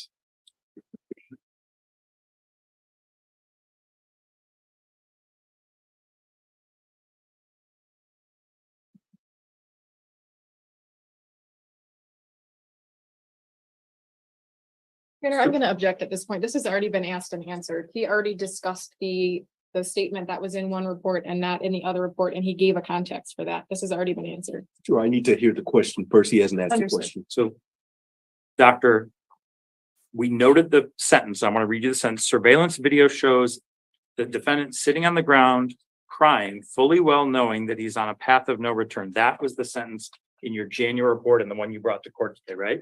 Okay. And I said to you basically, that didn't happen, right? Did that happen? In my viewing of the video, sir, I observed the defendant sitting by himself and appeared to be crying. So he wasn't sitting on the ground, right? Wherever he was sitting, sir, that is what I was referring to. Can you explain why that was taken out of your report? Absolutely. Who took it out? You will recall. I did. Counsel, you asked another question while he's trying I'm to answer sorry. your first question. Please re-ask your question.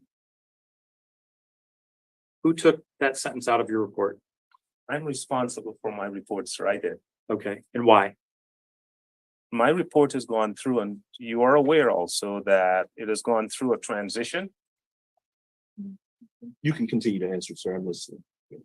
Matter of fact, I have sent several versions of the report, sir. And matter of fact, one recommendation came from your office that I should revise my report and include the journal and the report video. And then we sent another iteration.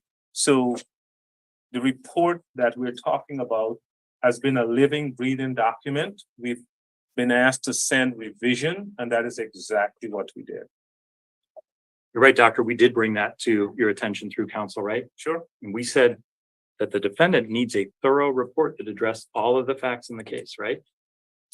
Absolutely. Including things that happened the night before, like his parents kicking him out, That right? is correct. So that explains the revision of my report.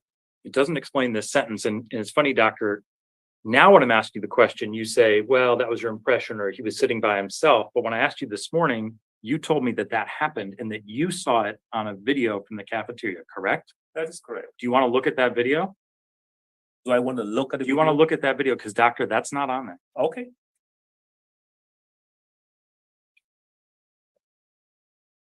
For the record, you're showing something on the screen.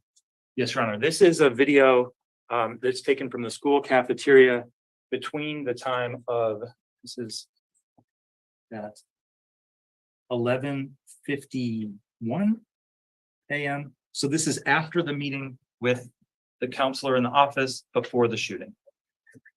Pardon me, 11:53. And what this shows is the defendant who's on the left side of the hallway, walking towards the frame. He's going to walk up. He's going to sit down at the table in the lower right. And then he sits there for about 15 minutes. He's on his phone. He does not sit on the ground. And I've looked at it. There's no sign that he's crying. He's simply on his phone sitting there. So we can show that now. Do Oh, you need to it's show already- the full 15 minutes? I think only, Judge, if the witness tells me I'm going to see something other than what we see right now, which is the defendant on his phone at the table. You watch the whole thing, Doc? You see anything other than that? That's the video that I saw. Okay. There's 15 minutes. Do we need to watch the rest? Do you agree? That's what it shows. I don't think it's necessary, but it's just your call. Also, respectfully, I don't need to see this video for 15 minutes. It's a waste of time. So I'm going to ask that you move on. Thank you, Your Honor. I will.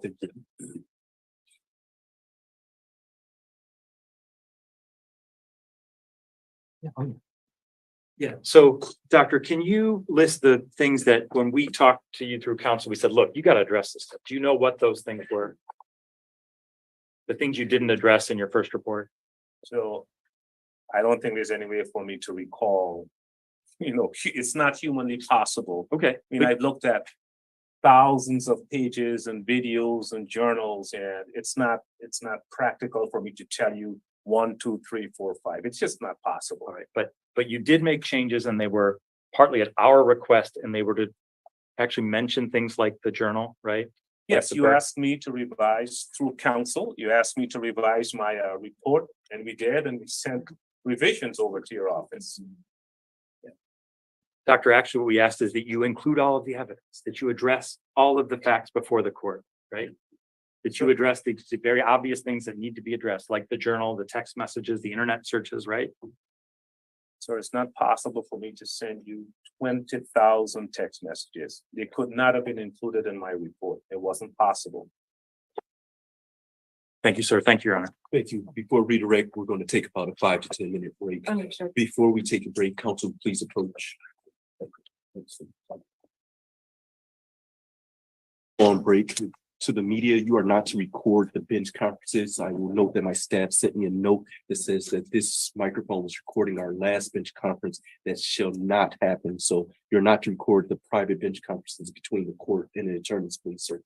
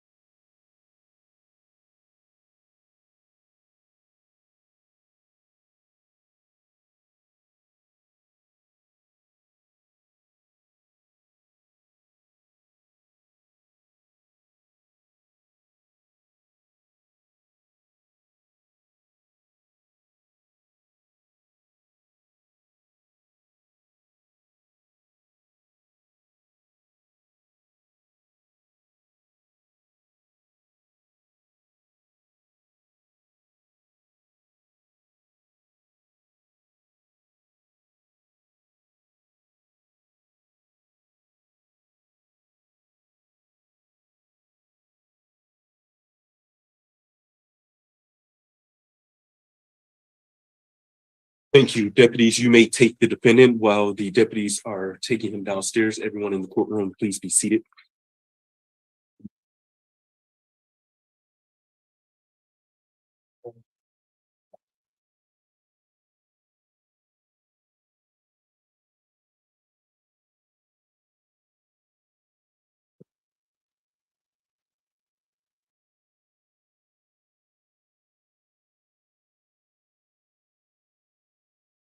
Sir, you may step down. Thank you, Ron. You're very welcome. Court stands in recess. Thank you. All right.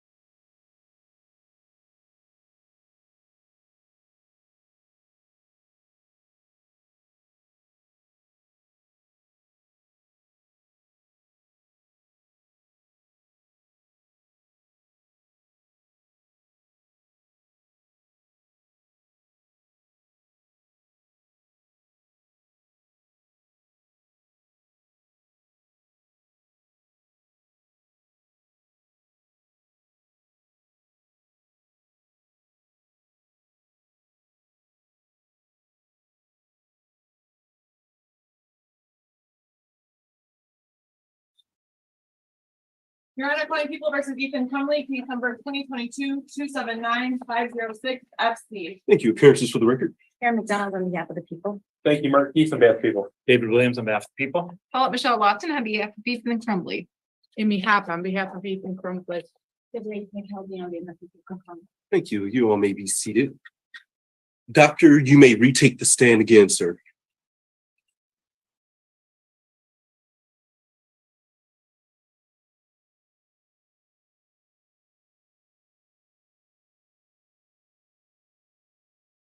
And again, doctor, you remain under oath, sir. Thank you, sir. You're very welcome. You may be seated.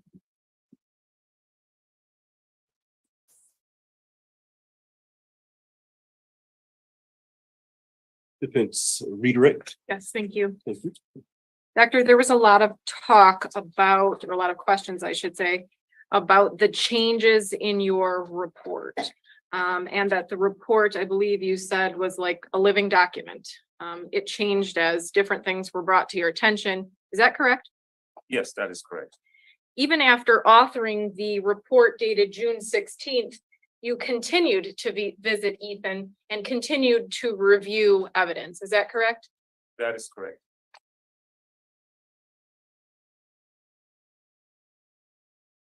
If for some reason you had received a piece of evidence or something had been brought to light since your report dated June 16th of 2023, and you felt for some reason that your opinion changed, would you be sitting here today and committing to your opinion that you have in paper dated June 16th? No, I would have amended my opinion. Now, there was conversation about all of the evidence that you viewed. We actually went to the prosecutor's office to view the bird video, the security footage, the footage of the whole day, not just the footage that we were shown today, and the recording the night before, correct? That is correct. I want to talk about the phone call with the neighbor. Was it your understanding that this neighbor appeared in the news and then contacted me? Yes, that is correct. And then that person was willing to contact you, correct? That is correct. And you had a full conversation with this person, correct? That is correct. And they identified themselves as a neighbor. That is correct. And in that phone call, was it detailed to you, the same thing that had been detailed in a number of investigators' reports, that Ethan was left home alone often from a young age? That is correct. If you were to list in your report every single text message, video, the 10,000 pages plus of discovery, how long would your report be? At least 5,000 pages. Did you pick and choose what you thought was the most important to your findings and put it in your report? I did. So when Mr. Williams goes through the things that you did not include, and you had answered the questions, I do think those things are important. Is it true that you took those into account? You may have not said the words about the video, said each word about the journal, but were all of those things in your mind when you rendered an opinion? Yes, ma'am. I want to talk about ACEs because there was so much discussion about that. Do you need to perform the ACEs test to conclude what you did? No, you don't. And why is that? Because once you have the information for that assessment, there is no reason to, once again, go over each question because you already have the information. We went over the fact that there is a copy of your report dated in January that was turned in April. And then there's the report dated in June. Then there was some conversation or some questioning about the fact that it was the prosecutor's office had asked that you include more details into your report about certain things. Do you remember that line of questioning? That is correct. Yes, I Okay. do. You had already viewed those things that were not included in your report when you authored your first report, correct? That is correct. Okay. So because they weren't present or they weren't in that first report, Is that because they weren't important to you, or that you didn't consider them, or you simply just didn't put that in your report? That is correct. I just did not put them in my report. And when we re-examined the report dated in January, we went over all of your findings and all of the evidence, correct? That is correct. Your opinion did not change from the January report to the June report, correct? That is correct. You changed words, but you didn't change your opinion, correct? That is correct. There was conversation about the violent videos.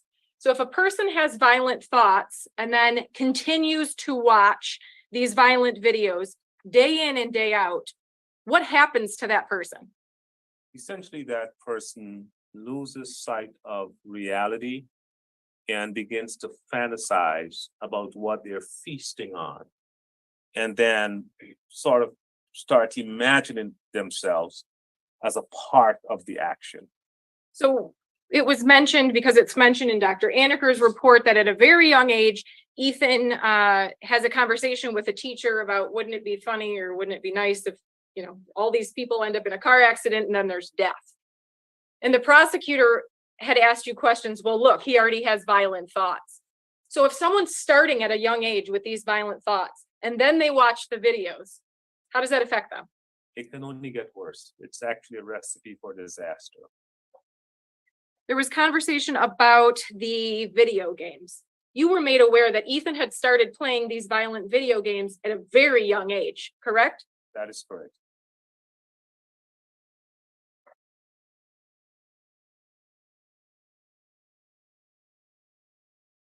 The purpose of a criminal responsibility exam, what Dr. Aniker performed, is different than what you are here for today, correct? That is correct. There's a different purpose for your report, correct? That is correct. There was a lot of time spent on page 61, objective sources. What are objective sources? Objective sources are sources outside of the evaluator. For instance, a video will be considered an objective source. Okay. Because it's something not inspired by the evaluator. What about text messages or a journal? Yes, those are objective sources. Okay. So when you're talking about objective sources, are these the things that you're talking about? That is correct. There was some conversation that when you're testing Ethan, you're only going off of what he's self-reporting. Do you remember that line of questions? I do. You also explained in direct that you tested him to see if he was feigning or faking, correct? That is correct. Can you describe for the court how you did that and why? So psychological tests have built-in validity scales, and the respondent does not know the questions that comprise the validity scales. And, you know, these scales have been validated for years and years and years, so they have nothing at all to do with me. I just use the instrument. And if he were feigning, then his profile would have looked different. But based on the validity scales, and for instance, the mini mental status exam, which is a screening tool, and it gives the defendant the opportunity to feign or to fake the answers if he or she wants to. And if they do that, then their scores will be very different from normal people. So when I looked at Ethan's responses, they were very consistent with neurotypical. So that's how I knew that he was not feigning. Also, on the evaluation of competency to stand trial, as I mentioned, that instrument is recognized by the United States Supreme Court, 1960, the People versus Dusky. And on the scales, he appeared competent to stand trial. If he wanted to, he could have feigned those answers, but he did not. There was a lot of questioning about Ethan's behavior following the shooting. The fact that he goes in the hallway, surrenders, he follows the directives of the sheriffs. he then is in the police car and there's no issues. There's no video showing him talking to voices out loud or appearing to be in distress. Does that change your opinion about whether or not he was suffering from mental illness on that day? It does not. You had discussed kind of a release. Can you explain that again briefly to the court? Why your opinion doesn't change, even though his behavior, he's able to comport back to reality and follow directions? Sure. So mental illness is a dynamic process. I think I used examples of Robin Williams. I used examples of Twitch. And there is a United States senator who not too long ago checked himself in due to clinical depression. And he represents this country at the highest level, but he raised his hand and he said, I need help. I'm clinically depressed. Mhm. And so the point I'm making is that mental illness is a dynamic process. There are some days when you can go to work and you show up and you do well. And then there's some days when you're not doing well. Well, that is mental illness. That's what it looks like. And psychosis itself, it isn't always what we envision as talking to voices or acting animated, correct? That is correct. So even though Ethan is not experiencing visible symptoms, that doesn't mean that anyone can conclude that he isn't exhibiting symptoms internally of psychosis. Is that fair? That is fair, because if someone comes to that conclusion, then of the four things that I showed, they're guessing. I want to talk a little bit about psychosis. If someone is having a psychotic episode, are they in it permanently, or do they then at some point regain their ability to be in reality? So it waxes and it wanes. I have had the opportunity to hospitalize several, over 20 years, several mentally ill patients. And after treatment at a hospital, a number of them will be returned back to the group home. And within a couple of weeks, they're able to regain their neural typical function, like going to work, taking their medication, and making informed decisions. So again, mental illness is a dynamic process. And some people assume that to be mentally ill, you have to be foaming at the mouth. I used the example of, Senator Fetterman. He has clinical depression, but he's going to work now. Does that mean that he's not mentally ill? He raised his hand and said, I need help. So there was some conversation about the time on the messages, and because of the actual time is not the 4:30 a.m. that you had referenced in your report.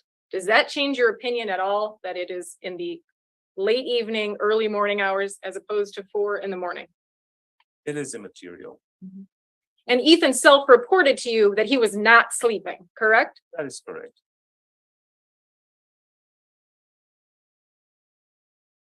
There was a lot of conversation on page 26 where you indicate sorrow over the outcome of his actions.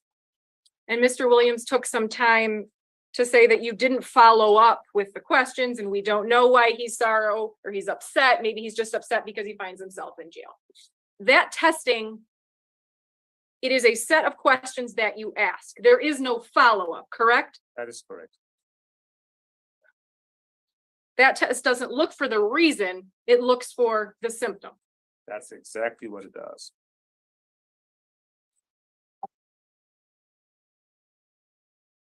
There was a lot of questions about what do you base your statements on?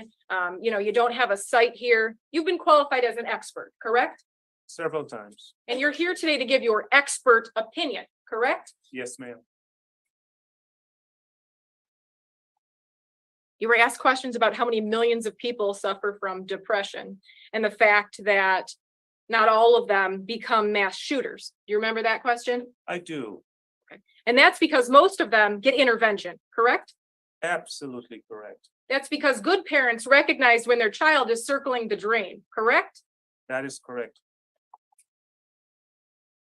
I want to talk a little bit about implicit bias.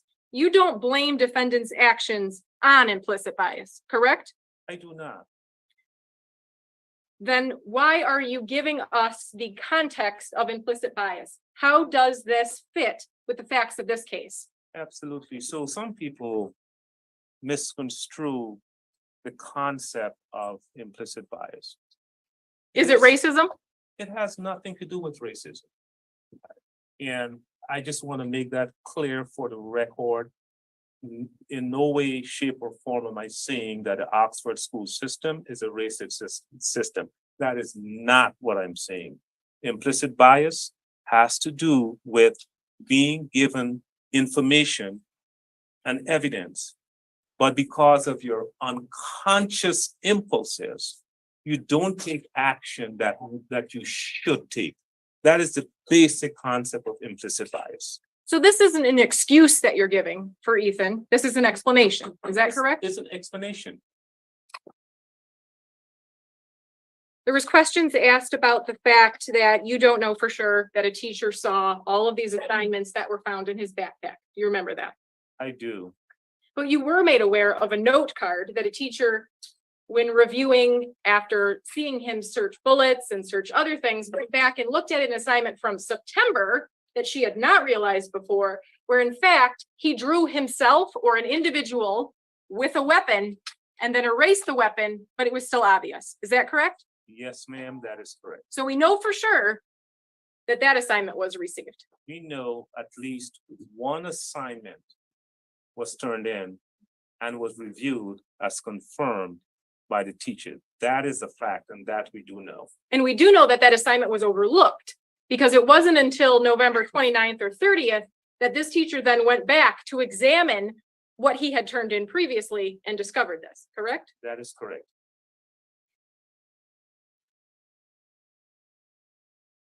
There's also no grade or score on that final assignment, the test review, which finally led him to being taken to the office, correct? That is correct. So we know that a teacher walking around and looking at what the students were writing observed that. Yes, ma'am.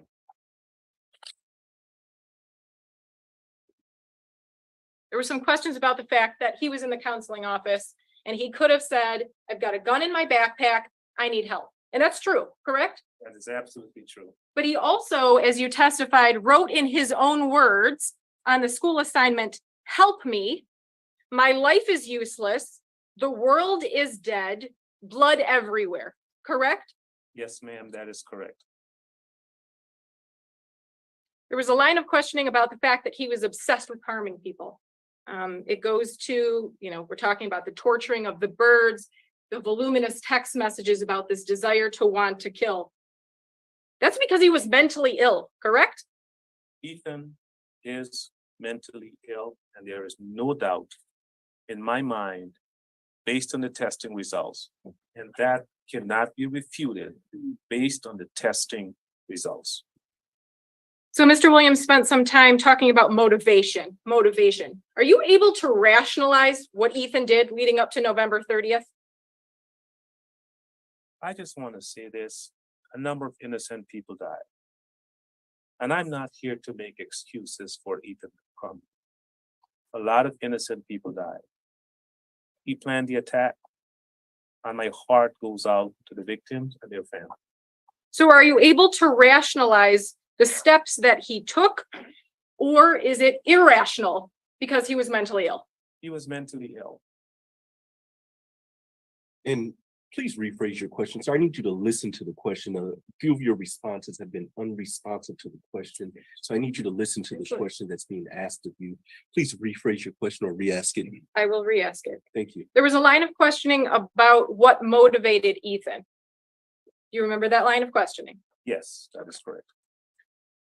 And you were unable to say specifically what it was that motivated him, correct? That is correct.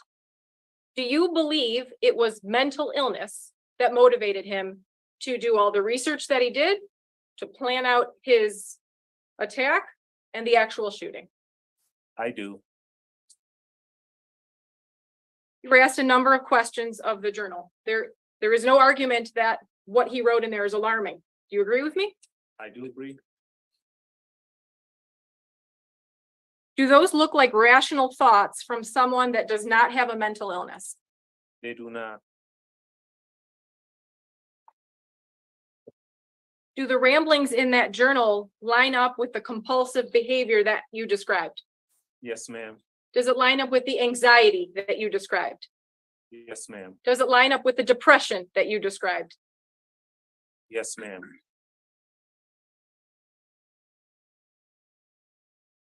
I want to talk about the bird videos and the pleasure he finds in it. In watching the video, and I know that you touched on the fact that you can even hear like an elevated voice. What do those videos show you? Videos show a very ill individual deriving pleasure from the torture of the birds. That's what they show.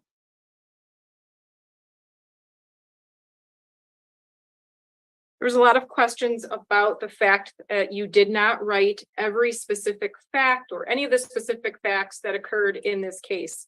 To your knowledge, are any of those facts at issue? I don't think so. And you were told that Ethan pled guilty to all of the charges, correct?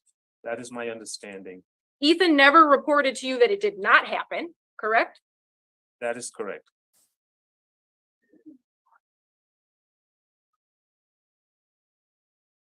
There was some questioning asked about the fact that he was focusing on younger children, younger birds, helpless people. What do you make of that? So he certainly targeted younger birds first and fantasized about hurting younger people. And given the level of obsession and compulsion, he sort of moved on from there to real people. Well, other people, I should say.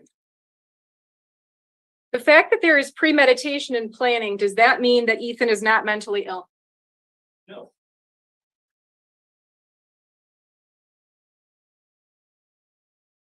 The fact that he discussing wanting to be famous, are those the thoughts of someone with a healthy brain or an unhealthy brain? Unhealthy brain.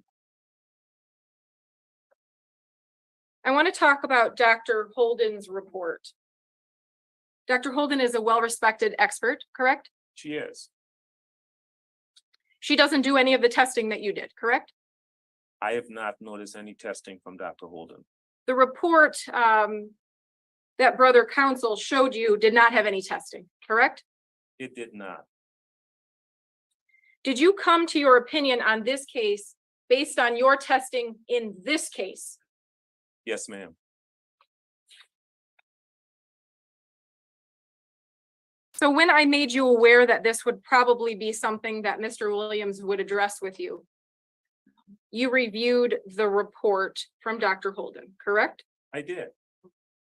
And what steps did you take that you can tell us when you compared your report to Dr. Holden's report? Am I able to reference any document? I mean, I can tell you. Would it assist your answer by looking at a document and I can provide it to brother counsel? Would you be able to answer your question if you're able to look at the papers contained in your folder there? Yes, ma'am. Thank you. You may approach the witness. Please show the prosecutor. And he actually has a copy. Thank you. So what is it that you did with your report compared to Dr. Holden's report? So when the concerns were raised about the similarity of their reports, and I've done this before, I tasked my assistant with doing two independent searches. There's a program called CopyLeaks and another one called editpad.org. What these programs do, they take one report, line it up with the other, and then they look for similarities and consistencies or differences. So that's what I had my assistant do, just because I anticipated that this was going to be an issue. So I have the results that my assistant ran. Okay, so I want to focus on identical match. What percentage of these two reports is an identical match? Judge, I'm gonna object to this until that other report is admitted. I don't think this document in any way. I want Dr. Holden's report admitted before there's a comparison, please. Thank you. So I need to understand your legal objection. What's your legal objection to this line of questioning? There's not a foundation for this testimony without Dr. Holden's report. This is now a comparison between his report and Dr. Holden's report. Her report is not in evidence. Thank you. I agree with that, but I haven't seen Dr. Holden's report either. And so that's not substantive evidence that's before this court. So the objections overruled. You may continue with your line of questioning, but noting that the court has no idea what's inside Dr. Holden's report. You may Understood. continue. Thank you very much. I'm just going to ask one question. The percentage of the identical match between the two reports is what? 1.3%. Thank you.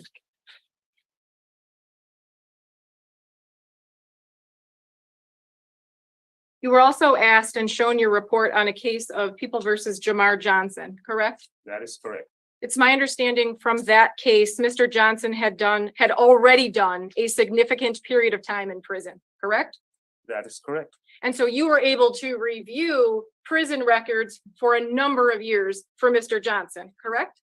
That is correct. So would you agree with me that it would be much easier to talk about the rehabilitation prospects or the actual rehabilitation when you have years of prison records showing that he either changed his behavior or listing all of the good things that he's done? That is correct. So your report here on Mr. Crumbley is different and different than probably almost all of the reports you completed because Mr. Crumbley hasn't been to prison yet, correct? That is correct. So you don't have a number of years of behavior, tickets, programs completed to look at, correct? That is correct. You were asked about the fourth Miller factor and the fact that you didn't address it, but you did actually do a competency test where you measure if he's able to assist his attorney in his own defense, correct? That is correct. So you may not have actually listed that fourth factor, but you definitely addressed it, correct? I did. May I have one moment? Yes. I have no further questions. Thank you. Judges, very briefly. There, a council approach.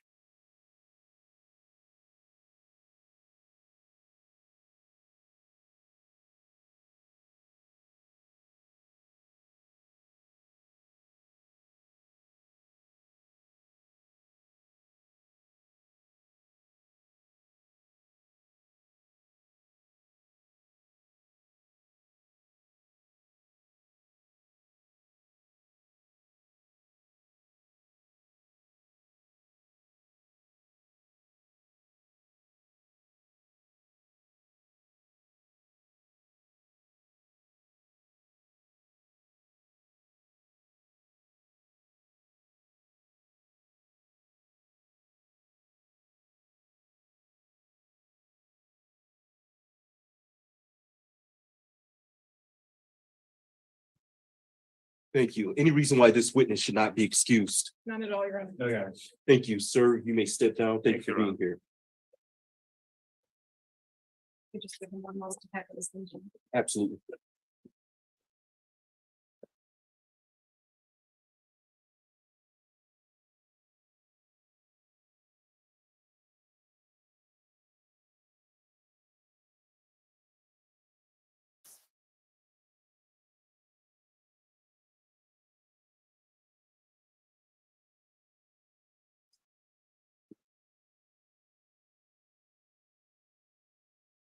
Thank you. The court will note that the time is approximately 3:44 p.m. I note that the people intend on calling a rebuttal witness. Defense, do you have any further witnesses at this time? We don't have any further witnesses, Your Honor, but I'm asking that you note the last 4 exhibits in my binder that have been admitted. Exhibit T, there are letters of support from two family members of Ethan Crumbley. Exhibit U, it's a report of the legal guardian ad litem, Miss McKelvey. V, the Violence Project report, which is a report that was created at the people's request in the parents' case. And W, a stipulation on the GED examination that will show that Ethan Crumbley paid for and completed all necessary testing to be able to take the GED, but unfortunately the jail could not accommodate that. Other than that, Your Honor, we rest. Thank you. The court will so reflect counsel's statements this afternoon. I note again that the people intend on calling a rebuttal witness. The time, we're late in the day, and so there's no way possible that we're going to be able to get through the people's rebuttal witness before 4:30 p.m. I will also note that you all cannot return tomorrow. As you all are aware, we had to put a lot of things in place in order to have these hearings for the 3 days. And so we need to make sure for building safety issues, we need to make sure that we also confer with the Oakland County Sheriff's Department. And so to make all of that happen, we need to adjourn this to another date, as well as the court is unavailable for some dates. And so the return date that I discussed with counsel is August 18th, 2023 at 9. It's already earned date works for them. I also note that we need to address the defendant's placement at the Oakland County Jail, as we must review that every 30 days. People, any statements that relates to the defendant's placement at Oakland County Jail? I don't believe there's any changes. We believe the placement's appropriate. Thank you, defense. We have no arguments. Thank you. Based upon the court's previous rulings, the court does continue to believe that it is in the best interest of justice to continue the defendant's placement at the Oakland County Jail. We will return here August 18th, 2023 at 9 a.m. to continue this hearing. At that time, the court will also give another review hearing date as well as a decision date. As I discussed off the record, there are some things that I need to address with the Michigan Department of Corrections before I set a sentencing date in this case. Anything else we need to address for the record before we end for today? No, Your Honor. No, Your Honor. Thank you. Thank you. Deputies, you may take the defendant. Please be seated in the courtroom while he's exiting.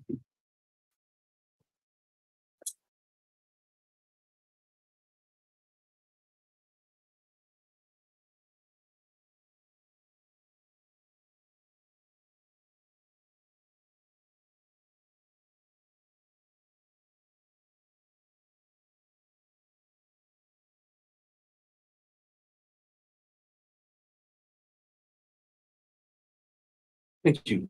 Court stands in recess. You all have a good day. Thank you. All rise. Judge.